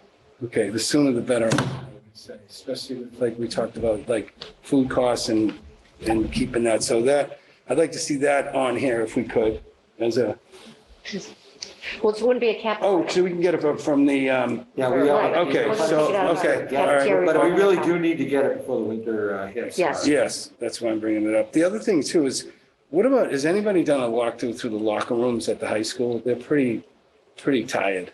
Is there any plans to, my kids would never even take a shower there. No, never mind. That's very important, but we also have pretty much unusable lockers For now. throughout most of the high school. For now.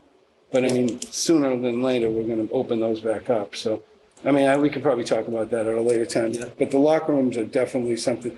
The other thing is, what are we going to do with the cafeteria? We had talked about ordering new stuff, and what exactly are they ordering? She's actually got 2 quotes now coming through from some food service companies. I don't have the specifics of what type of equipment it is. And I know some of the equipment is not up to par at the high school. And I know I think it's Deer Hill. I'm not sure. I'm pretty sure it's Deer Hill that keeps setting off the alarms. Because the oven, the overhead fan isn't turned on when they start cooking, so they're looking at redoing that piece of the kitchen. So as soon as the ovens are turned on, the overhead fan automatically turns on. It's not an optional. Hopefully that will eliminate the alarms going off. Okay. And then also too is that we're going to do the rest of the water fountains as well. Those are already in the works. I'm just waiting for facilities to just get it done. Awesome. I think, and then, that's everything that I have. Okay. Awesome. Okay, thank you, Mr. Kearney. Remember, everyone can contact Ms. Owen offline as well and discuss these things. So we're going to move on at this point. We have a question. Oh, yeah, that's right. Please. Kristen Quinn, 219 Sawyer. After the Parkland shooting, I sat down with Lisa Farrell and law enforcement to talk about the windows at Osgood, especially in the back. After that event, my heart sunk looking at potential sitting ducks in the back row. After Parkland, I sent my child to school in fear of those back classrooms. I realize this is horrible to think about, but hugely important to be prepared given the child deaths that resulted out of school shootings. Thank you.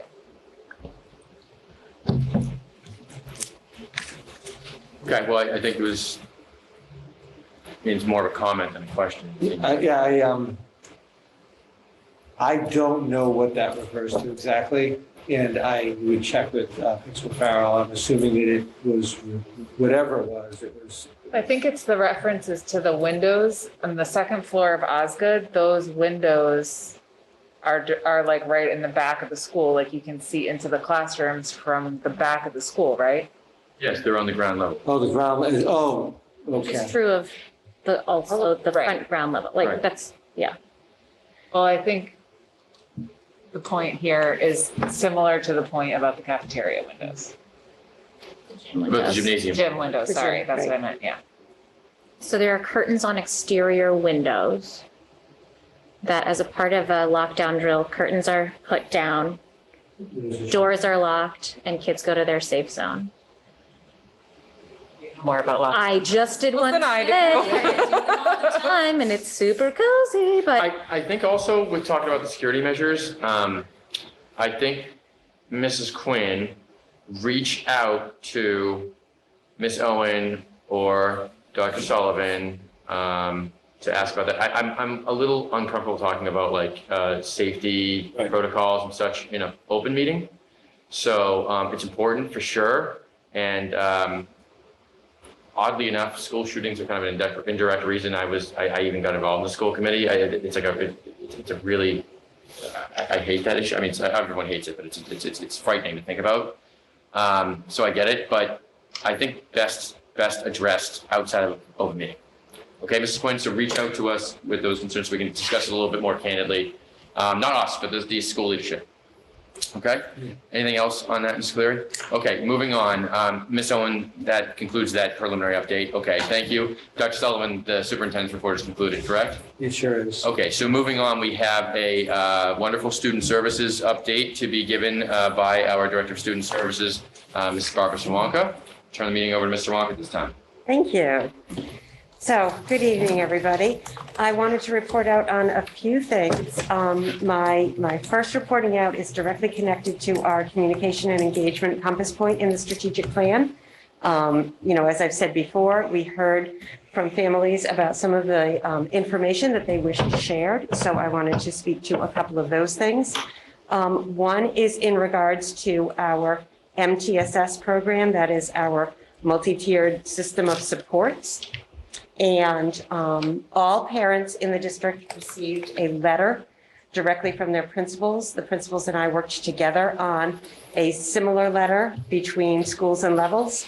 And that letter went home to parents. And what it did was it was an introduction letter to MTSS as the process in the elementary schools. It used to be called Child Study Team. And at the middle and high school level, it was called the Tiered Support Team.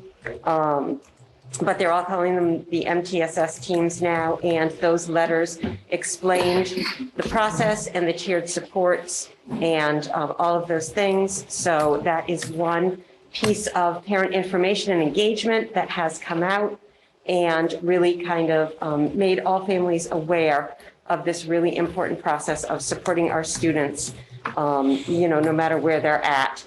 And I hope everyone found that really informative and very beneficial. And we look forward to continuing to grow our MTSS process. And by growing it, also growing the communication around that. And that's an example of the letter that went out. Some of the principals put it on their school letterhead instead of the Office of Student Services letterhead and signed it themselves, which was perfectly fine to do. And as you can see, it explained what MTSS is, it explained the different tiers, and it explained kind of the outreach that will go on for that, and if people have any questions, how to get in touch with people. So that's one of the points that we said that we were going to move forward with. And so I just wanted to share that with everybody, that has gone out from all of the principals. Another piece of information that I said that I would be sharing regularly at school committee was our IEP data. And we have our IEP data for the month of October. And what this is going to show is it will show us the number of initial evaluations that we had with students and what that source of the initial evaluations was. It will also show us the review meetings that we have had and the number of meetings that we've had to date. What I can tell you about it is that in terms of initial evaluations for students in special education, that we have had 7 total for the month of October. 4 of those initial evaluations came from parents. 3 of them, and there is September, and there, if you could scroll just a little bit more, please, Superintendent Sullivan, there is October.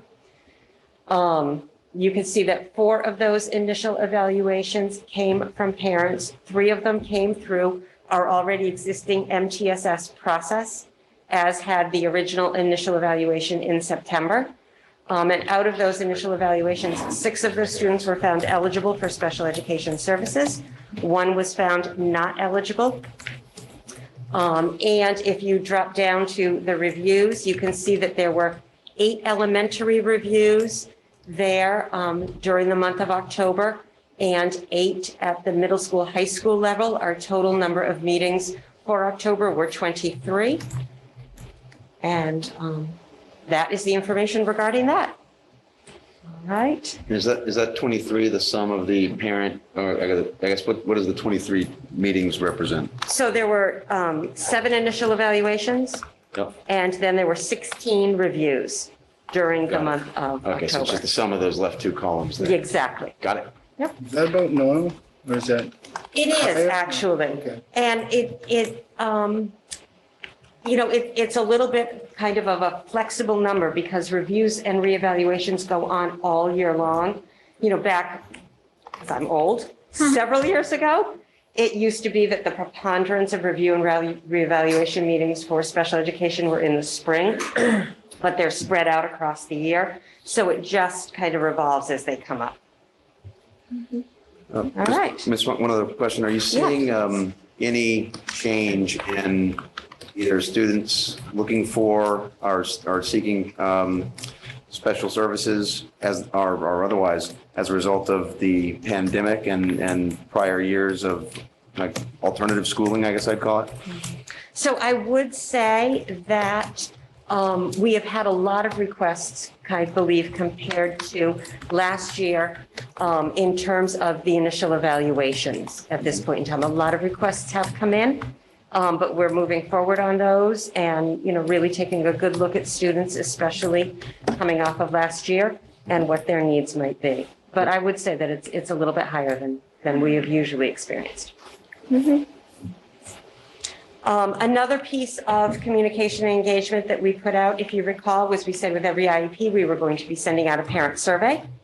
We have been getting some of those parent surveys back. Out of the number of surveys that we have gotten back so far, 83% of those surveys were positive responses. Of those 83%, 88% of them gave them the highest rating, that they strongly agreed with most of the areas that they were asked about in the surveys.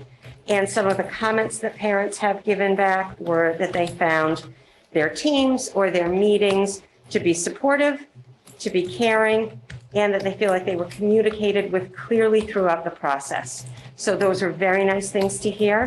However, it's important to say that the surveys that were not positive, we consider those very carefully. We really see them as areas of learning for us and areas in which we want to grow and really reach out to all parents and make sure that they have good, positive experiences with us. So we do take those surveys very seriously and under consideration and use them to continue to develop and improve our process. If I could move into what I really would consider connected to the social emotional wellness and the resource compass points of our strategic plan. I believe that I have spoken in school committee before about our BRIGHT program at our secondary level, the Bridge for Resilient Youth in Transition, which comes out of the Brookline Center for Community Mental Health. We have had a BRIGHT classroom in district, I believe, since about 2017. And a very basic membership with the BRIGHT program. This year, we expanded that membership to really have a core level contract, and it gives us the ability to work much more closely with the people from BRIGHT and work on things like our mission statement, the program plans, transition plans, use them as a network service. Our BRIGHT Bridge classroom is off the Learning Commons. And right now it is staffed with an academic support person, and it has been supported by the existing school psychologists and school adjustment counselors as they are able to do so. What really is an important and integral part of this program is that there is direct clinical support to the program. And as such, we intended on using some ESSER funds this year to hire a 0.5 social worker to help us support that program and also support the middle school and high school as well. The challenge has been getting a very robust pool of candidates for a .5 position. We have posted for this position twice. Both times, we have not gotten a plethora of applicants, and the pool of applicants, while it has been small, the ones that we have reached out to conduct interviews, even though the posting is for a .5 position, upon an outreach, they will then ask, is the position full-time or is it going to be full-time? And then they withdraw from the process. So my ask tonight is that the school committee consider committing, allowing us to commit an additional $30,000 to $40,000 to hire a full-time social worker. I really feel that posting for a full-time social worker is the only way that we are going to really get a more robust candidate pool, really get us the needed clinical support for the BRIGHT program and for the middle school, high school as a total. And also what it's also going to enable us to do is to move forward with one of the areas I heard was a focus when I was interviewing initially for this position, and that is to build programming within Cohasset and to be able to maintain students who might go out of district within their community schools here in Cohasset. We are seeing an increase in the past 2 years in the category of students identified with emotional disabilities. We are seeing an increase of students who are receiving counseling support.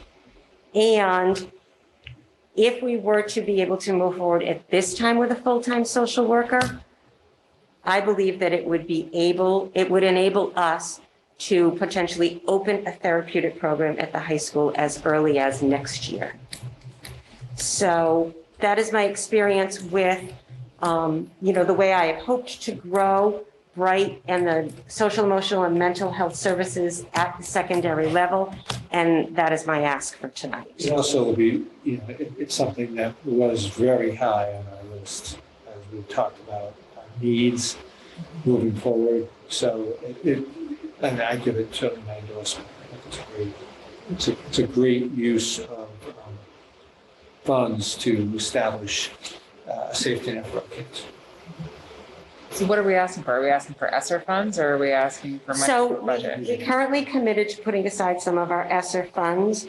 And when I ran into these 2 postings for .5 with no success, I did, reach out to Sue Owen and to Superintendent Sullivan and said, is there any room, any way that we could make this a full-time position? And you just heard that Superintendent Sullivan supported this. Sue Owen supported it when I came to her, asking her about the budget. So I am bringing it to school committee tonight. Yeah, where's that money? Well, why don't we, so first of all, Mr. Wonk, does that request complete your report or do you have more to report? It does. Thank Okay, you. so having completed Mr. Wonker's report, why don't we go around and see if anyone has any questions for her, including questions regarding this request? Mrs. Caleri? The question I have, I think, is for Mrs. Owen. Where does the money come from in the budget? So it can come from. Can everyone speak up even if they're sitting next to each other? Okay. It can come from areas where we have savings from hiring still, as I reported in last month's budget report. We estimated about 140 in savings, and we're up to about 240 in savings. There's also been several new grants that have come through for special education that we could also offset some of the salary to. So what Mrs. Swank is asking is, permission to add a .5 social worker to our LAA school budget. But we're going to have to sustain that. We're going to right? have to sustain that. So moving forward, we feel like next year we can support a 1.0, right? That's really what we need to be able to do, right? So in the ESSER grant, I think we asked for 2 years for halftime. Oh, okay. So it would be a halftime this year, a halftime next year, and then the following year, we would have to absorb the cost. Yeah. So it would give us some time to grow into that. And I know that's the direction special ed department is trying to grow our in-house programs. So that would be, And to reduce our out of district. Yeah. Which is Sounds the same beautiful. situation. I just want to make sure we can sustain it. It also, it Yeah. fits our model of ESSER funding too. Yeah. We were looking at the formula of what we were using for, the issue we have right now, of course, is we're not using that at all to help the kids because we can't get anybody. And it is something that we want to grow going forward. So to me, it's kind of a good preemptive move to, one, get someone, to grow it as quickly as we can. Okay, that's Thank you, it. Mrs. Larry. Mr. Dial? So a similar question as Ms. Caleri, Ms. Owen. And just because I may not have followed it, but we have 1 year, 2 year, we have ESSER funding. Then after that, do we have the funding to maintain the extra 0.5 that we'd have if we make this approval? I guess where does that money come from? How does that impact our other budgeting? We can't, obviously it has to come from somewhere. So what's the projection for where that would come from? I mean, we have several positions that are grant funded from ESSER right now that hopefully within the second and third year will absorb into the school budget. Once we roll it in, when we get our potential cost of living increase from the town, that number's already in our budget. So it rolls forward so that, if we're getting a 2.5%, we're going to get a 2.5% raise cost of living on that position as well. So are we financing this additional money on the anticipation of a cost of living increase in budget? I think you said you already found the money, right? It's more of a reorganization, I mean, from year to year on what we prioritize. So as a group, we sit down and say, and that's what we're preliminary starting now. We're gathering budgets from everyone. And we'll say, this is what we need, but this is what we're getting. And then we'll go back through and say, okay, what can we give up in order to have? Exactly, and that's what I'm trying to nail down is, Yes. we do have to do. we'll Okay. lose some flexibility. Right now we have, the request is approving an additional $30,000, which becomes a $60,000, $70,000 outlay, a regular outlay, because you can't just hire people and then get rid of them. You need to Right. and commit to them. So the question is, right now, even if we have the money, we have flexibility. So I just want to understand what we're giving up for this, and then that'll lead into a question for you, Dr. Sullivan. Is this, if we were going to approve this now and commit to this, which is a longer term thing, is this the number one thing you'd want for this committee to approve versus other needs that the school might have? So Well, you go first, Sue, and then I'll. So the other thing it can do is if we can bring in just one out of district tuition, I mean, some of them are over $200,000. Right. Keep the kids in the The district. collaboratives, which are much less, are $50,000, $60,000, $70,000. So that's one child. Or if it's an out of district residential type position, like I said, it could be 150, it could be 250 for the year. Right. And that definitely would support multiple positions. But it's one of those, you've got to get the program up and going to get the students back in. Or to even keep the students in. Or to keep someone from going out, which is going to be more costly. And I'm sorry, I'm still learning all this stuff. So Yes. what we're saying is by having this, Yes. we're more likely to keep children in the Cohasset district Yes. and therefore not have to pay other districts when the children move to another district. Exactly. And do we have children who, I guess, is that children who live in Cohasset and then move to another district for services, but still So they live would in not there? move to another district to services, but what they do is they would go to an out-of-district placement such as the South Shore Educational Collaborative or, any of the other private kind of schools that we might need to fund. Yep. And Students. so we're able to insource that with this new. Yes. So it actually could be even a revenue or an expense reducer, long term. Long term. Okay, that's very helpful. Then And in asking for this, I would not ask to create a program if I did not think that there was already a need for it in the district. Yep. No, it makes sense, and I defer to you on that. I'm just trying to. You should ask my family about trying to get me to spend money. And Dr. Sullivan, the question to you is, it sounds like there's a very good case here, but from your perspective, if we were to grant this additional, is this the thing that right now you'd think would be the thing we should be most focused on? It is. It links into what we needed for this year. I'd say that's what would give it the jump. I mean, looking at our strategic plan and looking at the collaborative budget process, there are 3 areas that jump out to me. One is this supportive program that gives us more flexibility an ability, as you said, to keep kids here and help the kids who need the help here. Second is the math interventionist, Math specialist. specialist. So this, that was, And the third, On the list. and you can order them any way you wish, but Yeah. is the computer science program which we continue to build vertically. And those are the priorities that tie into our strategic. so, and this resource would fill into the math specialist and the computer science and all of that? Well, I think those are our three priorities. So we're still going to be looking potentially for a math. I do believe the math interventionist, whatever we call it, specialist. Specialist. And then we have a multi-year plan to build out a computer science lane for our kids. And that involves some current staffing that we can move into positions or keep positions, but it could result in additional staffing. I don't really see anything else right now that we're really looking at. We did a lot of work over the last few years getting us staffed, particularly at our middle school. I feel really good about our middle school from where it was. It was very bare bones, and now it's pretty good. You have some really good services happening for those kids. This would add to that. Thank you. It's very Thank you, helpful. Mr. Doyle. Mr. Kearing? Yes, I'm glad to see, if we're going to put anything in front of a math specialist, this would be it.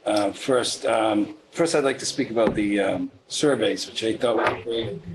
What I liked and what I heard from you was that you learn from basically the bad ones, the negative ones. I mean, you take that as a learning lesson. Absolutely. I'm very pleased to hear that speaks volumes about where your program's at, and it's gone wonderful, to be honest. I've sat this chair and just seeing it get better and better, and for you to come here and advocate for something that's not only going to help with social and emotional, but it's also going to keep kids in the district, which is our biggest goal here, and we've always talked about that. What we not only spend on relocating children out of district, but these poor kids are in cars a long time, they're separated from their families, they're not part of the community. So anything that we can do to support that, keeping kids in the district, I think is a wonderful idea.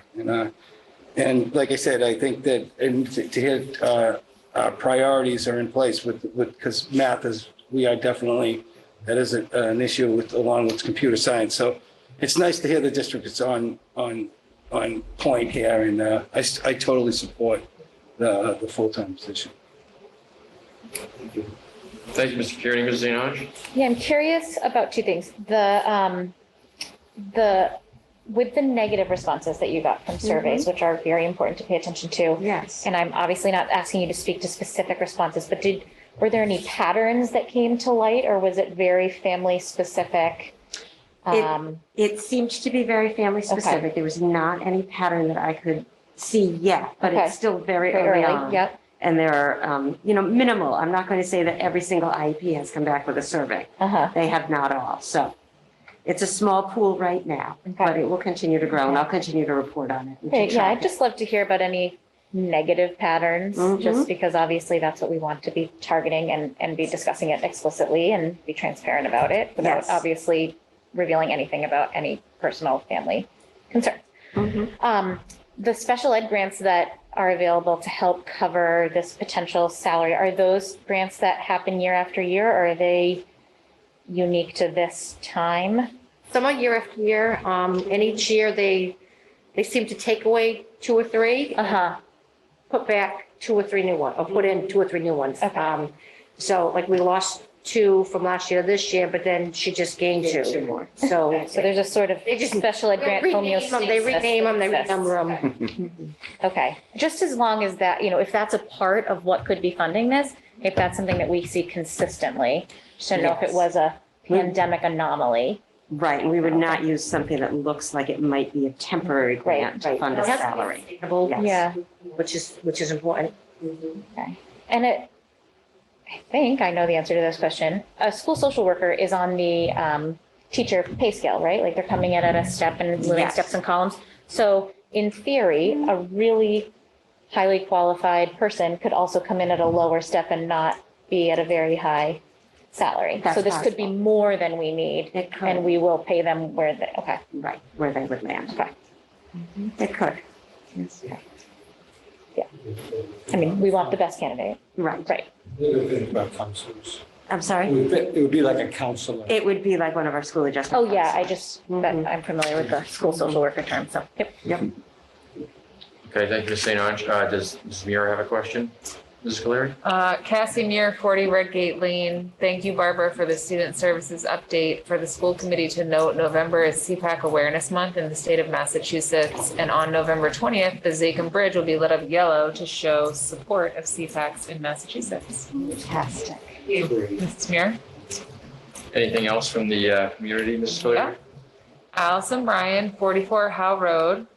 How much is the district spending now for out of district for social emotional needs that we are hoping will then stay in district? It sounds like we would also need a certified teacher for this type of classroom to have a high success rate.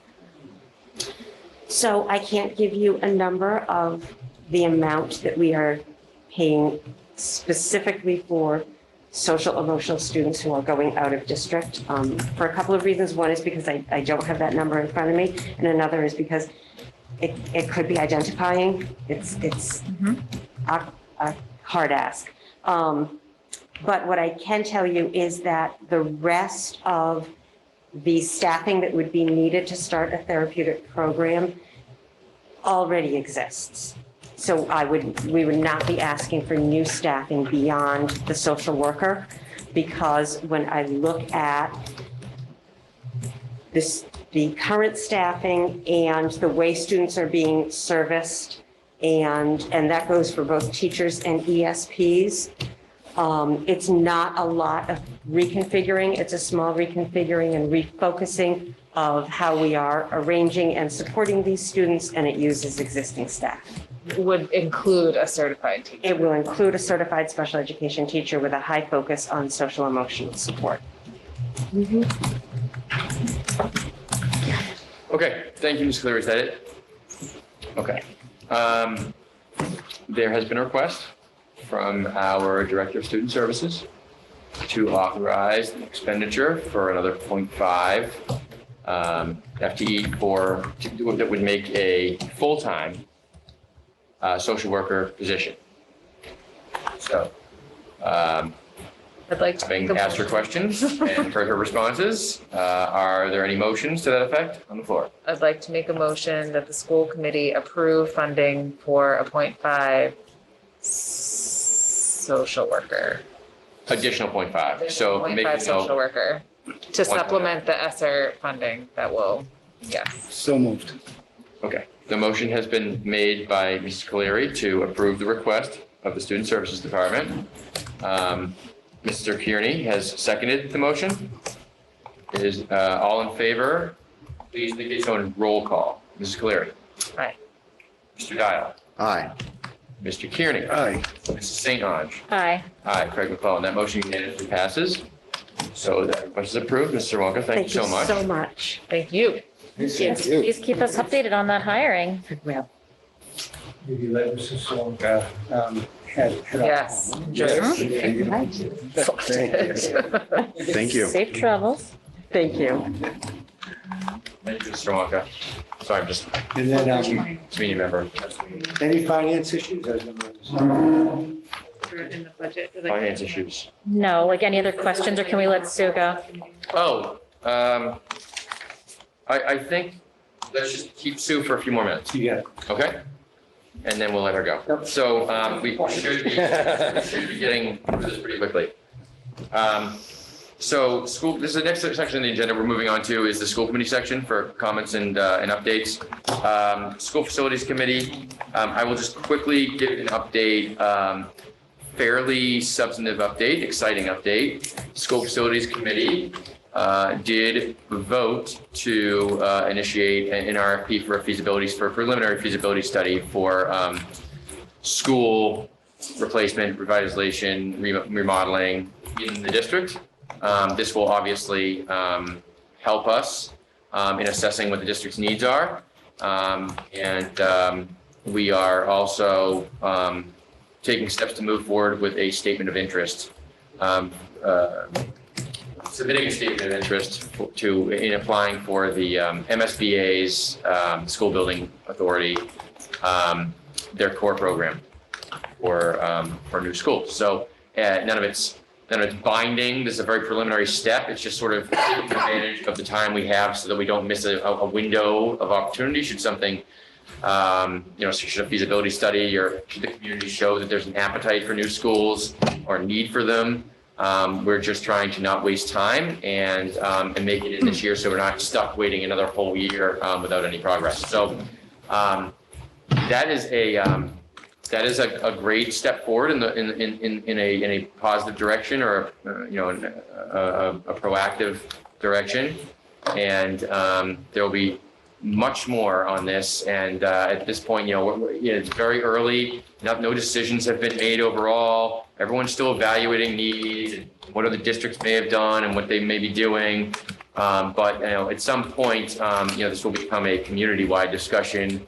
We're just at the very early stages, but this is beyond actually getting the committee formed and meeting. This is the next, I think, substantive update we've had from that. So kind of exciting. We've had some tours of the facility led by Dr. Sullivan and so on. And I know that the school facility members, some of them are visiting other schools as well, and we'll be coordinating more of those visits in the future to other districts that may have recently created or built new schools in neighboring districts and beyond. So that's the update from the School Facilities Committee.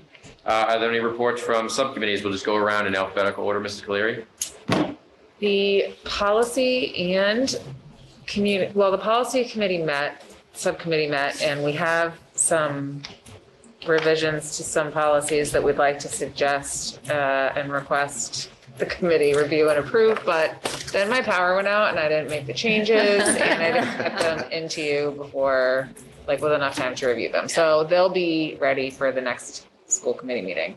Apologies. The communications subcommittee is also trying to find a time to meet. And I will report back on that. There is an event that I wanted to announce in Weymouth, the CPAC and a couple of other town organizations, and with support from the schools and Weymouth Townwide Parent Council, and in conjunction with the Weymouth Police, are going to be hosting an event called Say It, Hear It, Change It, a Weymouth Community Forum on Anti-Racism. And it will be led by Jamil Adams, who's the Director of Diversity, Equity, and Inclusion in Scituate Public Schools, and Sarah Fury, who's a documentarian. And it's a conversation that's taking place Wednesday, November 17th from 6:30 to 8 p.m. at the Weymouth High School Auditorium. We will be here, so I will not be there, but I encourage anyone who's interested in attending to do that. And I will include it in the update in case people want more information. As a side note, I work with Mr. Adams, and he is a very charismatic speaker, so it should be a really, really good night, well led. Is that it, Mrs. Glenn? I think so. Okay. Well, we can always go back here if there's more. Mr. Dial, do you have any updates? I have no updates. Thank you, Mr. Dial. Mr. Kearney? Yes, I'll be attending tomorrow. I'll be going down to lovely Cape Cod to attend the Massachusetts School Association workshops they have down there. I'm not sure, it was kind of virtual, but I'm going to try to see what classes I can get in. I don't know what the deal is, but I'm going to. Yeah, half of it's virtual, half of it's not. I don't know if you guys read that email. Yes. So I'm a little confused. I actually work there, so I'm going to get on there tomorrow. If I have to sneak in or whatever I got to do, I'm going to see what I can do over there. But that I'm looking forward to that, so I'm going to try to attend that in the next couple of days and see what kind of new furniture and what the latest and greatest is. And I'll report back on the next committee meeting, and I'll try to grab a little brochures if they still have them and see what's going on with other committees. And also too, is I'd like to thank Mrs. Owen for those lovely shirts today, cross country. It's your shirt. Yeah, Cohasset, I'll tell you, it brought tears to my eyes, man. Cohasset came in really strong. And for this has been our first year as a cross country.